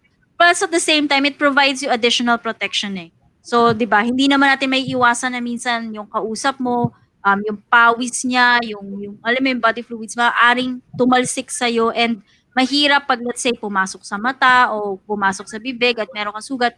It's very napakaliit nung risk, but the risk is still there. So it's much better that to make sure that you're safe, have a face mask, have a face shield, Kahit na mahirap, konting ano na lang, adjustment na lang kasi kailangan yun natin right now. What can you say, Miss Jackie? Yeah, ako, I will really abide to the government regulations because for now, sila yung may data. Sila yung nakakaalam on the behavior of the COVID. So if they are implementing that for us, then I believe the only tool that we have is uh, follow. No? So yun lang talaga ang tool natin. So to follow it and by accepting that. No? So wala namang nawawala sa atin. In fact, we are even protected by that. No? So yun lang, humility to follow. Agree po yan. Sabi nga po ni Sir June Aspacio, it takes only one sneeze to infect many. Decide for the good of many. Ayan, tama po si Sir June. Sir June is one of our active members in Philippines HR Group. He's been an HR practitioner for quite some time now. Mas mahaba ang kanyang HR experience kaysa sa akin. So, ayan po. Ayan. Ano pa itong mga... Sige, Okay, so sabi po ni... Ay, sige po, Miss Jackie. Okay. Ano po while you yun? are looking for the questions, I just would like to emphasize that let us allow our attitude to be a help rather than a hindrance. And let us allow our attitude to fight the World War C rather than it is a way for us to be killed. Okay, sabi po ni Alexander Zulueta, ay alam ko na yung name niya, Alexander Zulueta Jr. Mas mura compared sa cost na may magkasakit kahit isa lang in the company. Hopefully, company owner is also watching. Ayan. Sana yung mga company owners din. Tayo bilang HR, of course, we can only do so much. But syempre, tayo yung taga push sa kanila to take better care of the employees. If talagang medyo may katigasan ng ulo ng company owners, challenge para sa atin yun. So hopefully nanonood sila right now para talagang ma-ensure yung safety ng mga employee. Ayan. Yeah, to emphasize lang po. on that, we need to have a sponsor in the executive team. Now, if we would like to emphasize something and we feel that it is very important, but we don't have a seat in the executive team, then ask for a sponsor. No? So, kausapin mo yung member ng executive team na ito po. No? So, ready your elevator speech for that and ready the data which supports your proposal and have that sponsor work for you. Actually, I think you mentioned this, Miss Jackie, last time that we had you here in Uprush. And it's one of the things that stuck with me and I adopted it in our succession planning webinar, actually. So one of the things that I mentioned to them is that you need to get buy-in. And in order to get buy-in, you need to have a project champion. Your project champion are the low-lying fruits in your top management. Yung mga madaling i-convince who can act as a sponsor on your behalf. So, Correct. you have to look for those people. Na-mention ko yun, tanda ko yun nung minention nyo last time when we were doing employee engagement. You have to look for those people who can help you champion your cause with the other members of the top management. Kasi kung kayo lang, syempre mahirap. Pero at the same time, you also need to make sure that your numbers and your research and all of your documentations are in place. Kasi, you still need to convince also your project champion. Your project champion cannot speak on your behalf if they also do not understand what your project is all about. Yep. If And I do may not add say, to that, if I go may ahead, add to go that, ahead. looking for a project champion, choose the one who will be most affected by the issue. Kasi siya yung lalaban for you Kasi siya yung most affected. So if we're talking about the COVID crisis situation, then if you wanna put measures in place at the workplace like yung facial biometrics, then you can have your chief people officer or the head of HR as your champion. Kasi siya yung most affected pag merong nagkaroon ng COVID sa office, right? And perhaps a business unit head, a business unit leader who will be most affected pagka nagkaroon ng COVID. Kasi kunyari, in the Iho group of companies, there's a leisure group, di ba? So kung kunyari meron magka-COVID sa kanila, malaking impact niyan sa business nila. And you also have my second point is you also have to help your project sponsor to build a business case. I think getting a sponsor who will be most affected will help you understand how to build your business case. Ayan. Sabi ni Miss Jane Abalos, minsan po kasi our employees are trying to compare our policy to what government's policy is, kaya nakaka-stress. Ang best practice dyan is to always check first the government policy. Basahin yung maigi, intindihin maigi before you adopt your own version. Kasi minsan, nauuna tayo, naggagawa kagad tayo without really understanding the spirit behind the government policy. Kaya pag kinompare, nagkakaroon ng bakit ganun? Bakit mas mahigpit pa kayo? Bakit sa government ang requirement lang ito? Bakit sa inyo ganun? So you just need to make sure that you really understand the principle behind the policy. And also perhaps is understand the nature of the business. No, so we really have to think on the impact to the business and to the people. So that alone, if there is a care for individuals and a care for the business, I think you will be able to do the policies in in a closed eyes. No, so yun. Sabi ni Ronaline Armolias, the best way we can do as employees is to work hand in hand together as one nation in order to have more healthy and progressive workplace. Agree. Now is really the most important time to be united kasi pare-pareho lang man tayo maapektuhan ng pandemic. Pare-pareho tayo mahihirapan if hindi tayo magtutulungan. Ayan. Agree. Sabi ni Miss Arlene, in our company, we have both face recognition and finger biometrics. Now, I can suggest to use face rather than finger bio to avoid touching the machine. Most of the Correct. time kasi finger bio ginagamit po namin. Oo. Pwede kayo magkaroon ng transmittal dahil doon. So, mas maganda talaga na ano. Actually, Yes, Sir Alex. I want to share something we did. Dati kasi lahat kami finger biometrics lang eh. But right after the lockdown, nung March, pina-disable namin lahat ng finger biometrics.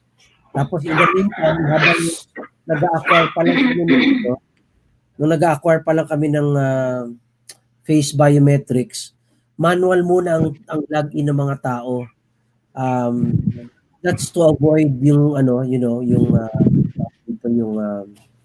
contamination. So manual meaning yung guard ang nagsusulat ng time in time out nila. Kasi instead of them writing, magtatransmit pa rin sila kung maghihiraman sila ng ballpen, right? So we ask the guards to do their time in time out. But that was a necessary inconvenience na temporary lang naman. It's a weighing what Alex is emphasizing. It's when we are going to make decisions or changes, it's a way. No, you have to weigh between two. No, kung you really have to be very strict with the monitoring of attendance and the impact of that, or this other way around. No, so we just have to take temporary sacrifices so that you will not be able to experience.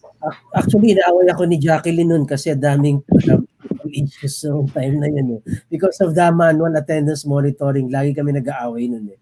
Sabi ko, we have to give more importance to safety and health rather than yung payroll issues natin. Sabi ko, that's temporary, right? Agree. Meron po tayong phone-in question. Any tips daw po on how to determine who goes back to work first? Meron po ba kayong mga guidelines? As I emphasized kanina, no, you have to identify those works na pwede namang mag-work from home. So for example, those knowledge-based workers, no, so or others would call it as office-based, no. So kung meron naman silang internet connection or the company can really provide an assistance for that they don't need to come to the workplaces, then they should be confined in their homes, no. So however, those who are, for example, sa iho, yung mga harvesters or those people in the field, no, so hindi talaga yun pwede na work from home kasi wala namang saging i-harvest sa home. So those knowledge-based and office-based employees na pwede namang mag-work from home na may connectivity naman, so yun, they are really can be segregated or categorized as a work from home. Okay po. Meron po dito sinishare si Miss Mericon Delara kasi sila po ay naka-finger biometrics. In our workplace, you're strict on the policy. Wash hands before you go to biometrics. Then there is a sanitizer beside the finger bio machine. Para nga naman pagkatapos, linis ka agad ng kamay before you go back to your workstation. At least na may minimize pa rin yung risk. So Yeah. for those who are or do not have the budget for face recognition at talagang hanggang finger biometrics na ang kaya, that may be one option that you can look into. Tabihan yun na ng ano ng pang linis ng kamay, alcohol or alcohol gel para after nilang gamitin, malilinis nila. And then of course, make sure that you have your maintenance people wipe it down every now and then para ma-make sure na talagang malinis.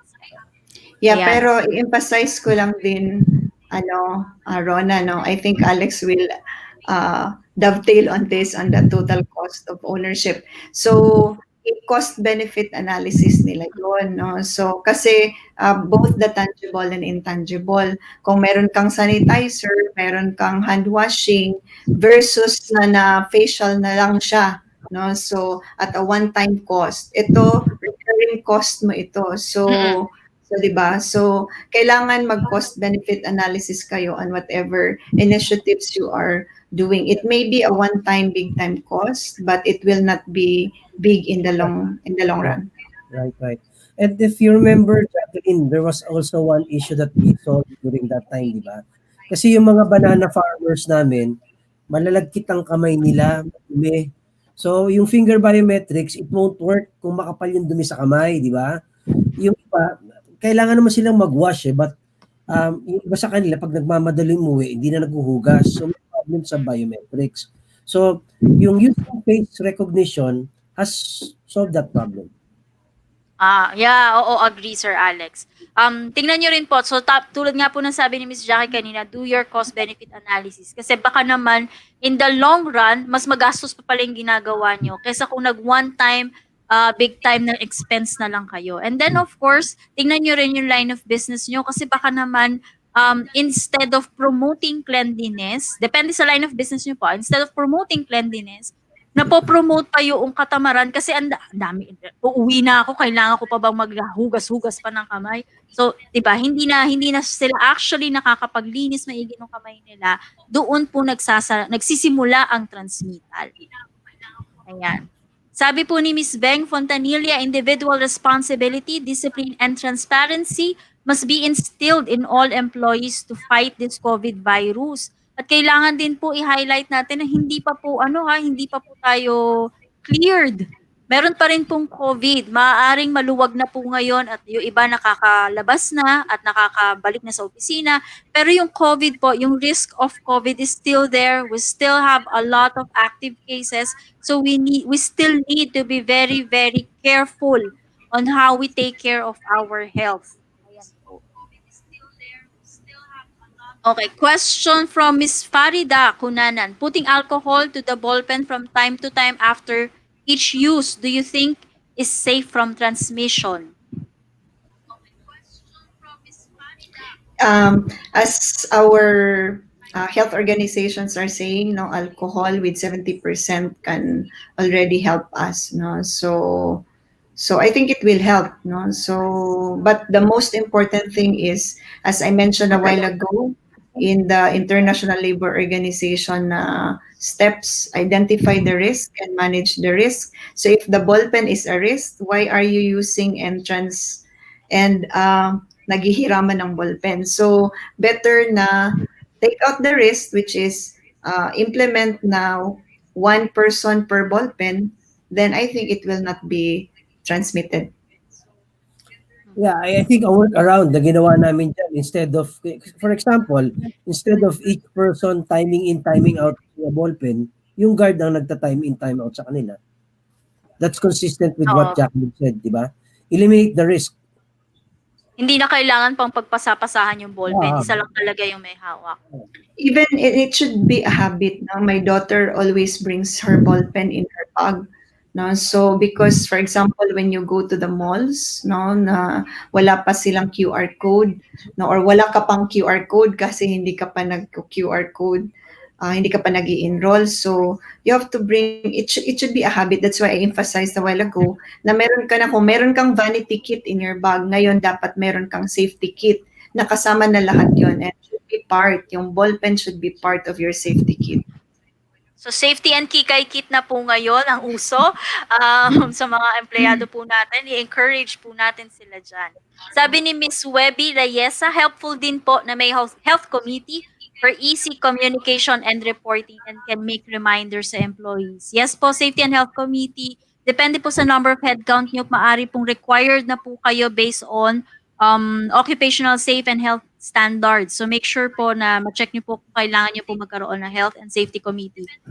Makakatulong po sila sa pagmo-monitor ng inyo pong mga empleyado, kung may cases man kayo, at kung anong kailangan gawin to ensure the health and safety of your employees if they are reporting for work sa opisina. Yeah, Yan to po. emphasize on that, it is your opportunity now also to really build artifacts of your culture. So it's not just simply a health and safety committee. Like for example, with EO, since stewardship is a competency and also a value or corporate value, part of the corporate values, then we call it as stewardship committee, no? So stewards of safety. And apart from that, you should also have your crisis management team and business continuity committee, no? So dapat merong mga ganon, no? So yung mga small teams that focuses on something, hindi yung parang health and safety committee tapos sa kanila na lahat. It's not, no? So it should be agile. As mentioned by Alex a while ago, the organization has changed, no? So kailangan agile, kailangan quick, no? So kailangan fast. Even in failing, we have to be fast in failing. So if you fail, for example, on a certain initiative, do not stay there. Even in your emotions, you have to be very quick. You have to be very fast. If you feel sad at that moment, do not stay longer there. You have to get out as fast as you can because there's more life. Yes, agree po. I remember in one of the companies that I've worked with before, ang lagi sinasabi sa amin, tail fast. Bilisan nyo para alam kagad natin kung anong kailangan i-correct. Tail fast. Palagi nilang sinasabi.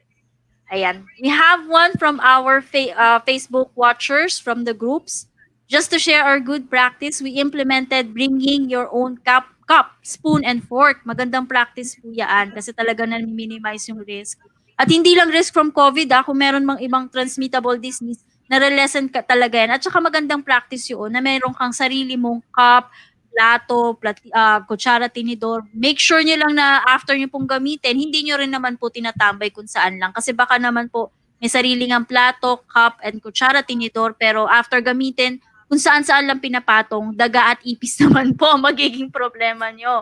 So make sure lang po na talaga naman po nililinis din po natin yan. Yeah, Ayan that's po. why communication is very important, and over communication is also very important now. So what we did during the time at the onset of the pandemic, we closed the cabinets, no? So hindi namin pinapagamit yung mga common plates and etc. So that they will know they have to bring their own.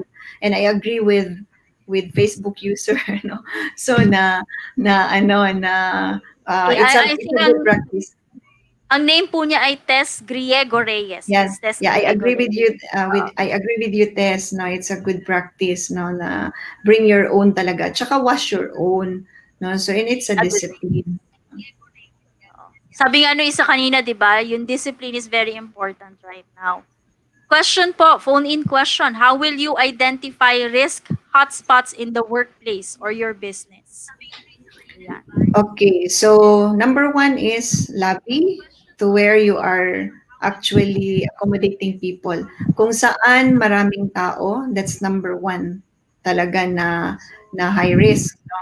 And another high risk is the executive wing. No? So, because kung yung leader mo na, yun ang number one na mahihit, ano mangyayari sa company natin. No? So, identify those na may maraming tao, and as well as identify also yung tanong kanina pala na sino ang dapat mag-work from home. Number one talaga is yung mga pregnant, no, yung mga vulnerable, no. So, and you should always have with you the data. especially the results of the annual PE, no, the monitoring of the health conditions. So kung may mga health conditions na vulnerable, para walang comorbidity na mangyayari, no, so arrest that, no. So those are also considered. It's not just the place, but people also can be hotspots, no. Right. So always think about that. Yes, Yeah, Alex, you have. I recall uh, on the first couple of days nung lockdown, nung March, we did a profiling of employee demographics para malaman natin kung sino yung mga high risk, kung sino yung work from home, tapos also sa mga executive side naman, sa executive level, what measures we can put in place to keep them safe and healthy, right? So I suggest that you do that as well for the others to do a profiling of demographics ng employees ninyo to determine yung risk assessment. Ayan. So your Si Jen, psycho health. yes po, If sorry, you have go ahead. sorry, if you have a psychographic, you should also have the health graphic, no, of your employees, and HR should maintain that, no. Sabi po ni Sir Jed, bring your own utensils. Ayan. Which is also the same as sinabi ni Miss Arlene Aguilar, bring and use your own ball pen, the new motto in life. Ayan, yes. Oo. Kailangan na po natin gawin yan. Mas maganda kay Miss Cheryl Tapasyon, in our office po, even the sponge and this dishwashing liquid should bring Yeah, individual na po. Ayan. yeah, Para nga naman yeah. hindi na talaga, wala nang yung risk ng contamination, yung pag-share ng mga gamit, talagang individualized na, napakababa na po ng risk niyan. I Magkaroon I ng I commend sila Cheryl, no, for doing that. It's an extra mile effort, but it's also an extra mile effort to help also our government, no. So if you can think something like that, these are very basic na it protects us individually, then do so, no. So big clap to Cheryl and their team. And oo, congratulations, good job sa kanyang mga ka-office mate kasi if everyone is doing this, it has the buy-in of all the employees. Ibig sabihin maganda ang pagkaka-implement at talaga namang lahat ay nagko-cooperate doon sa ano na yun, sa program na yun. Maganda yan. Si Miss Ellen Gonzalez, we give free alcohol to employees. Actually, for those who are still working from home right now, one good idea that you might want to consider once you get everyone back to the office is to give them care packages. Pang welcome sa kanila. Your care package could include yung alcohol, face mask, panglinis na kakailanganin nila to make sure that they are safe within the office. And I Ayan would po. like to emphasize and dovetail on that, Rona, na i-align nila with the culture and the values of the company para mai-embrace at mai-imbibe nila at na-ingrained nila sa kanilang mga kalamnan na ito ay aligned ito sa ating corporate values. That's why we are doing this, no? Yes, agree. Ito yung mga magagandang projects na singitan nyo na kagad ng corporate values nyo para natatandaan nila at aware sila ng kung ano ba yung mga corporate values. Phone-in question po ulit, what policies need to be updated as employees return to work? Ano daw po ba mga policies as an HR na kailangan i-update? I think number one is the sick leave, vacation leaves, no, yung mga leave policies, no, and also the transportation policies, no. So the monitoring policies, attendance monitoring policies, ang dami. I think you have to review everything, even your rewards management policies, you have to review that, no. So like for example, should you continue to have an annual incentive program or a quarterly or a monthly, no. So anything that could really hit the bottom line, you have to review that, no. So just prioritize or else ikaw naman ang magkakasakit on, Oo. on reviewing all the Correct, agree. policies. Napagod si HR, kaka-review ng lahat ng policies. Kaya kalma-kalma lang po. Tingnan nyo po muna kung ano yung mga priority, ano yung kailangan i-prioritize na policies, work on that one before you work on the rest of the policies. Ayan, medyo nagpapabonggahan ng mga bigay ng company sa ating comment section right now.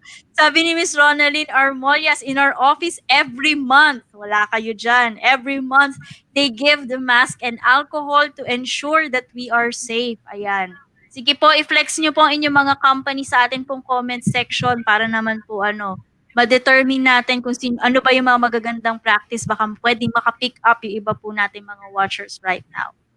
Ayan. Another question po, phone-in question. What role can testing play in making workplaces safer? I think testing po ito, swab testing, I think.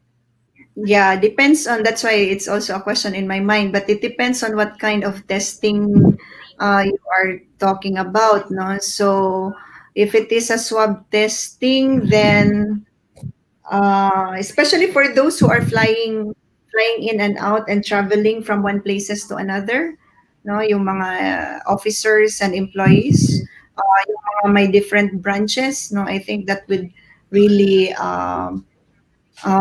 very significant and critically essential. Kung yun ang ibig sabihin niya sa swab testing or rapid.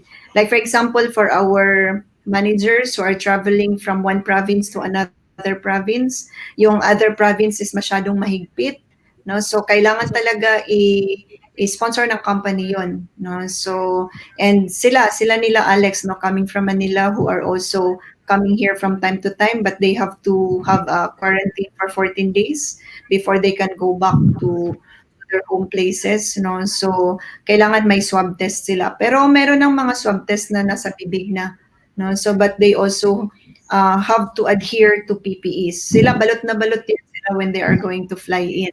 So lahat ng butas nila when they are flying in, tsaka hindi umiinom ng tubig para hindi sila nagsisiyar. Sige Alex, it's your experience anyway.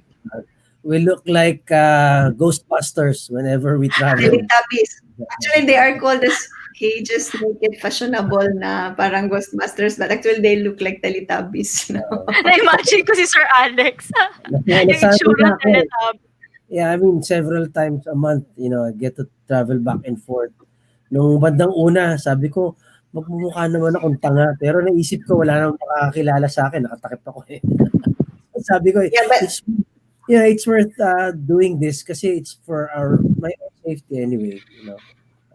yeah, ito yung parang sinasabi na, sorry, ito yung parang sinasabi na inconvenient truth. No? So ito yung parang physical and psychological inconvenient truth. So the reality is the war is still on. No? So if it is a war, anybody can be a casualty. So we have to think about that. No? So if you choose to be a casualty, that is because you are complacent. So you will really be hit in the firing range if you don't cover yourself. Yeah, I want to share that our CEO. Yes, sir. Yes po. Yung CEO showed us the way. She was the first one to do that. It's a policy that Jaqueline and I and one other executive in our organization implemented. But the first one to really travel right after the shutdown around May, June was our CEO. Tapos sa talaga full body PPE siya. And then sumunod after her, ako yung sumunod na nag-travel. Then, up until now, we still wear full body PPE to air travel. So yung tanong kanina na kailangan ba ang mask at saka face shield? Yes, for your protection.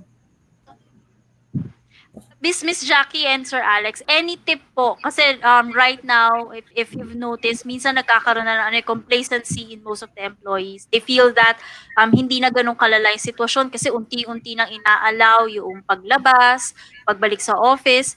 Any tips on how we can still make the employees aware na kailangan pa rin nilang mag-ingat, kailangan pa rin nila na isipin na kung pwede pa rin silang mahawa? Any tips po on that?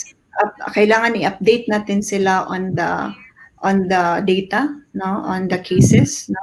Kailangan meron yan, no. So at saka i-inform sa kanila that this is not just because na lumiliit na yung number of cases. We are opening this because of economic reasons, no. Kailangan kumain ang mga tao. So that's why ino-open yung certain businesses so that there are people who will be able to bring food to their family. But the war is still there, no? So the virus is still there, no? So it's because it is already being allowed by the government. It doesn't mean na wala na. wala ng beds in the hospital. Please take note of that. No, so wala nang, in fact, one of our employees who experienced such, hindi ka agad na accommodate sa hospital. Walang bed na pwede sa kanya. Buti na lang talagang he's really very resistant, no? Kasi bata pa. What if yung mga 50, 55 years old na ninyo, or kung nag-hire pa kayo ng 60 years old, they are very vulnerable to this. Any tips po on what to look out for if ever magre-renew ng HMO program? Meron po ba kaming dapat i-check para naman po covered sakaling magkaroon ulit ng same situation? Number one siguro is kailangan kasama na ito sa HMO. Itong pag-check nitong lahat. And apart from that is yung mga saan ba pumapasok yung virus, 'di ba? Ano ba yung mga cases ngayon na ano ba yung mga cases ngayon na madali lang siyang dakpin or comorbidity, 'di ba, pneumonia, no? So yung mga may TB and etc. no. So those are kailangan things that we have to watch for.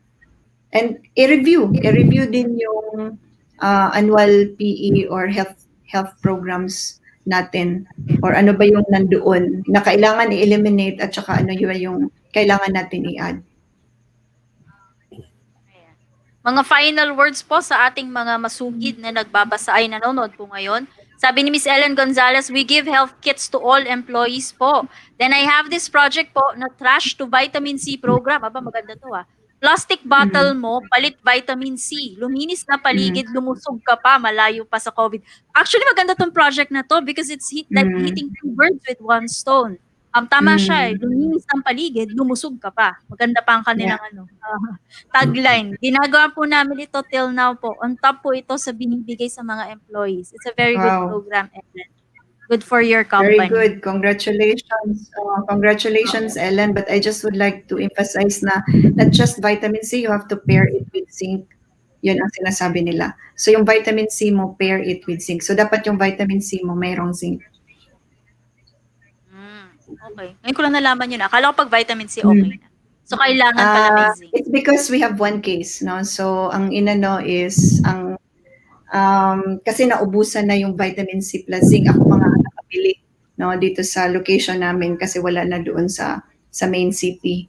So ang sinasabi, ang ini-emphasize is vitamin C plus zinc. Yun daw ang mas makaka-protect sa'yo. Especially if you are positive. Okay po. Sabi ni Sir Jed de la Cruz, we should always have a mindset na pwede ka pa rin magkasakit. Correct. Yes. Dapat po lahat yan. Lahat tayo, yan pa rin po dapat ang iniisip natin na po pwede at po pwede pa rin kayo mahawa. Minsan, dun sa mga unexpected pa, dun ka pa po pwedeng mahawa. I remember one story, si Alex Gonzaga, if you're all familiar with Alex Gonzaga, the sister of Tony Gonzaga. I think, isa doon sa mga kasama niya sa bahay, lumabas lang dahil lang nag-crave ng pagkain. Isa lang yun, lumabas, bumili ng pagkain, bumalik, pagbalik, nahawahan niya lahat. At ang I think ang pinakamatindi atang tinamaan ni si Alex kasi siya yung talagang nawalan ng panlasa. So we really have to be very careful with this. Ayan. Sabi ni Miss Hadja, Miss Agree. I'm so sorry po if na-murder ko po ang mga pangalan nyo. Hadja Sumiha, Sara Usngan, Haji Omar. Adopt and transform with the new normal. Totoo po. That's the best thing to do. Talaga. Agree on that, Hadja. And may pahabol po si Miss Ellen Gonzalez. Noted po kasi po yung bote po, binibenta namin ulit, then bili po kami vitamins ulit. Maganda yan kasi alam mo kung bakit madali ang mapapa-approve, walang lalabas na budget sa company. So Very yung mga ganyang projects, maganda yan kasi you are getting your employees engaged. And ang dali ng buy-in from top management. So, supportahan kayo ng top management dyan. Kasi hindi nila kailangan maglabas ng pera. Pero at the same time, naaalagaan yung mga empleyado. And you're making the employees responsible for their own health. Yes, Miss Jackie? Yeah. Ito yung sinasabi ko na example kanina that you have to, it is that practice nila, Ellen, very commendable because you are allowing the employees to be more than themselves. No, so there is a meaningful contribution. No, there is an altruistic part. So big clap to Ellen and their team. Ayan, natutuwa naman ako. Kasi parang, alam mo yun, napaka-rare na makikita mo na talagang may mga, got my support with my manager po. Nakakatuwa pag yung gano'n. Na talaga naman pong todo suporta ang mga managers. May pahabol din po si Sir June Aspasio. Please remember that negative swab result is good only on that date the result was released. No immunity from COVID. Opo, tatandaan po natin yan. Na yan po, tama lang po yan from the time na nagpa-test kayo. Pero after na nagpa-test kayo while you're waiting for the results or after niyong makuha yung test yung results na yun, pwede pa rin po kayong mahawa. Hindi po kayo nagde-develop ng immunity. Pwede po kayong magkaroon ng second, third, fourth na pagkahawa po doon sa sakit. Kaya iingatan niyo po yan. Ayan. Si Arcel Kababaw, kami po, those reporting sa office, they are giving free mask, alcohol, at sanitizer for safety measures. Ayan po. I think it's a good move. Dapat naman talaga To lahat ng mga encourage. companies right now. Oo, dapat ginagawa naman talaga yan right.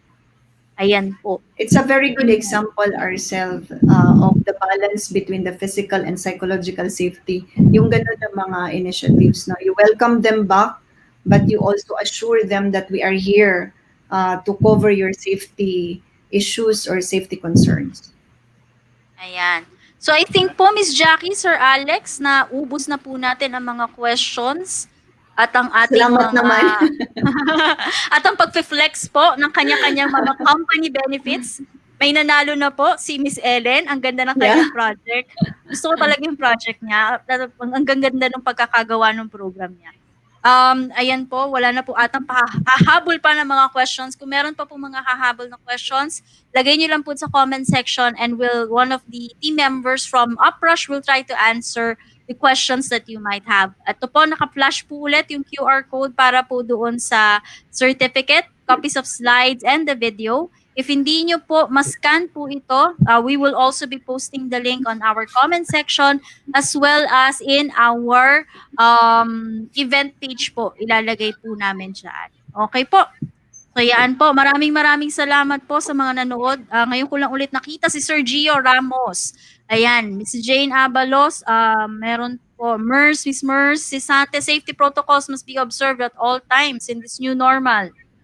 For one Facebook user, we provide camp-in, si Ms. Tess Reyes po ito. We provided camp-in for those having difficulty commuting. HR professionals, ito po ang pinakamagandang panahon para ipakita natin ang ating human side. So kung ano man po yung pwede nating gawin to ease the burden on our employees, that would be deeply appreciated po. Medyo nagsusunod-sunod po ang ating mga sakuna right now. We have pandemic, we have people from Cagayan suffering from flooding, people from Marikina, from Rizal suffering from the effects of Ulysses. Marami pa pong mangyayari pero ang lang po natin, tatandaan lang po natin, lagi ko po itong sinasabi, this too shall pass. Matatapos din po ito. Hawak lang po, kapit lang po, darating din po tayo dyan. There's po? no storm that will stay forever. Yes po, that's correct. So kapit lang po, tulong-tulong, kaya natin to. Huwag kakalimutan ng sarili, huwag kakalimutan ng mga tao sa paligid. Take care of yourself in order for you to take care of the people around you. Ayan po. So maraming salamat po sa lahat nag-attendan po ngayong hapon na ito and I hope po na marami na naman po kayo natutunan kay Sir Alex and Miss Jackie and we hope to have them again next time. Miss Jackie, next time ulit. Ayan po. Maraming salamat po sa lahat ng mga pumunta ngayon and we'll see you again next Saturday po. Have a great weekend everyone. Bye-bye po.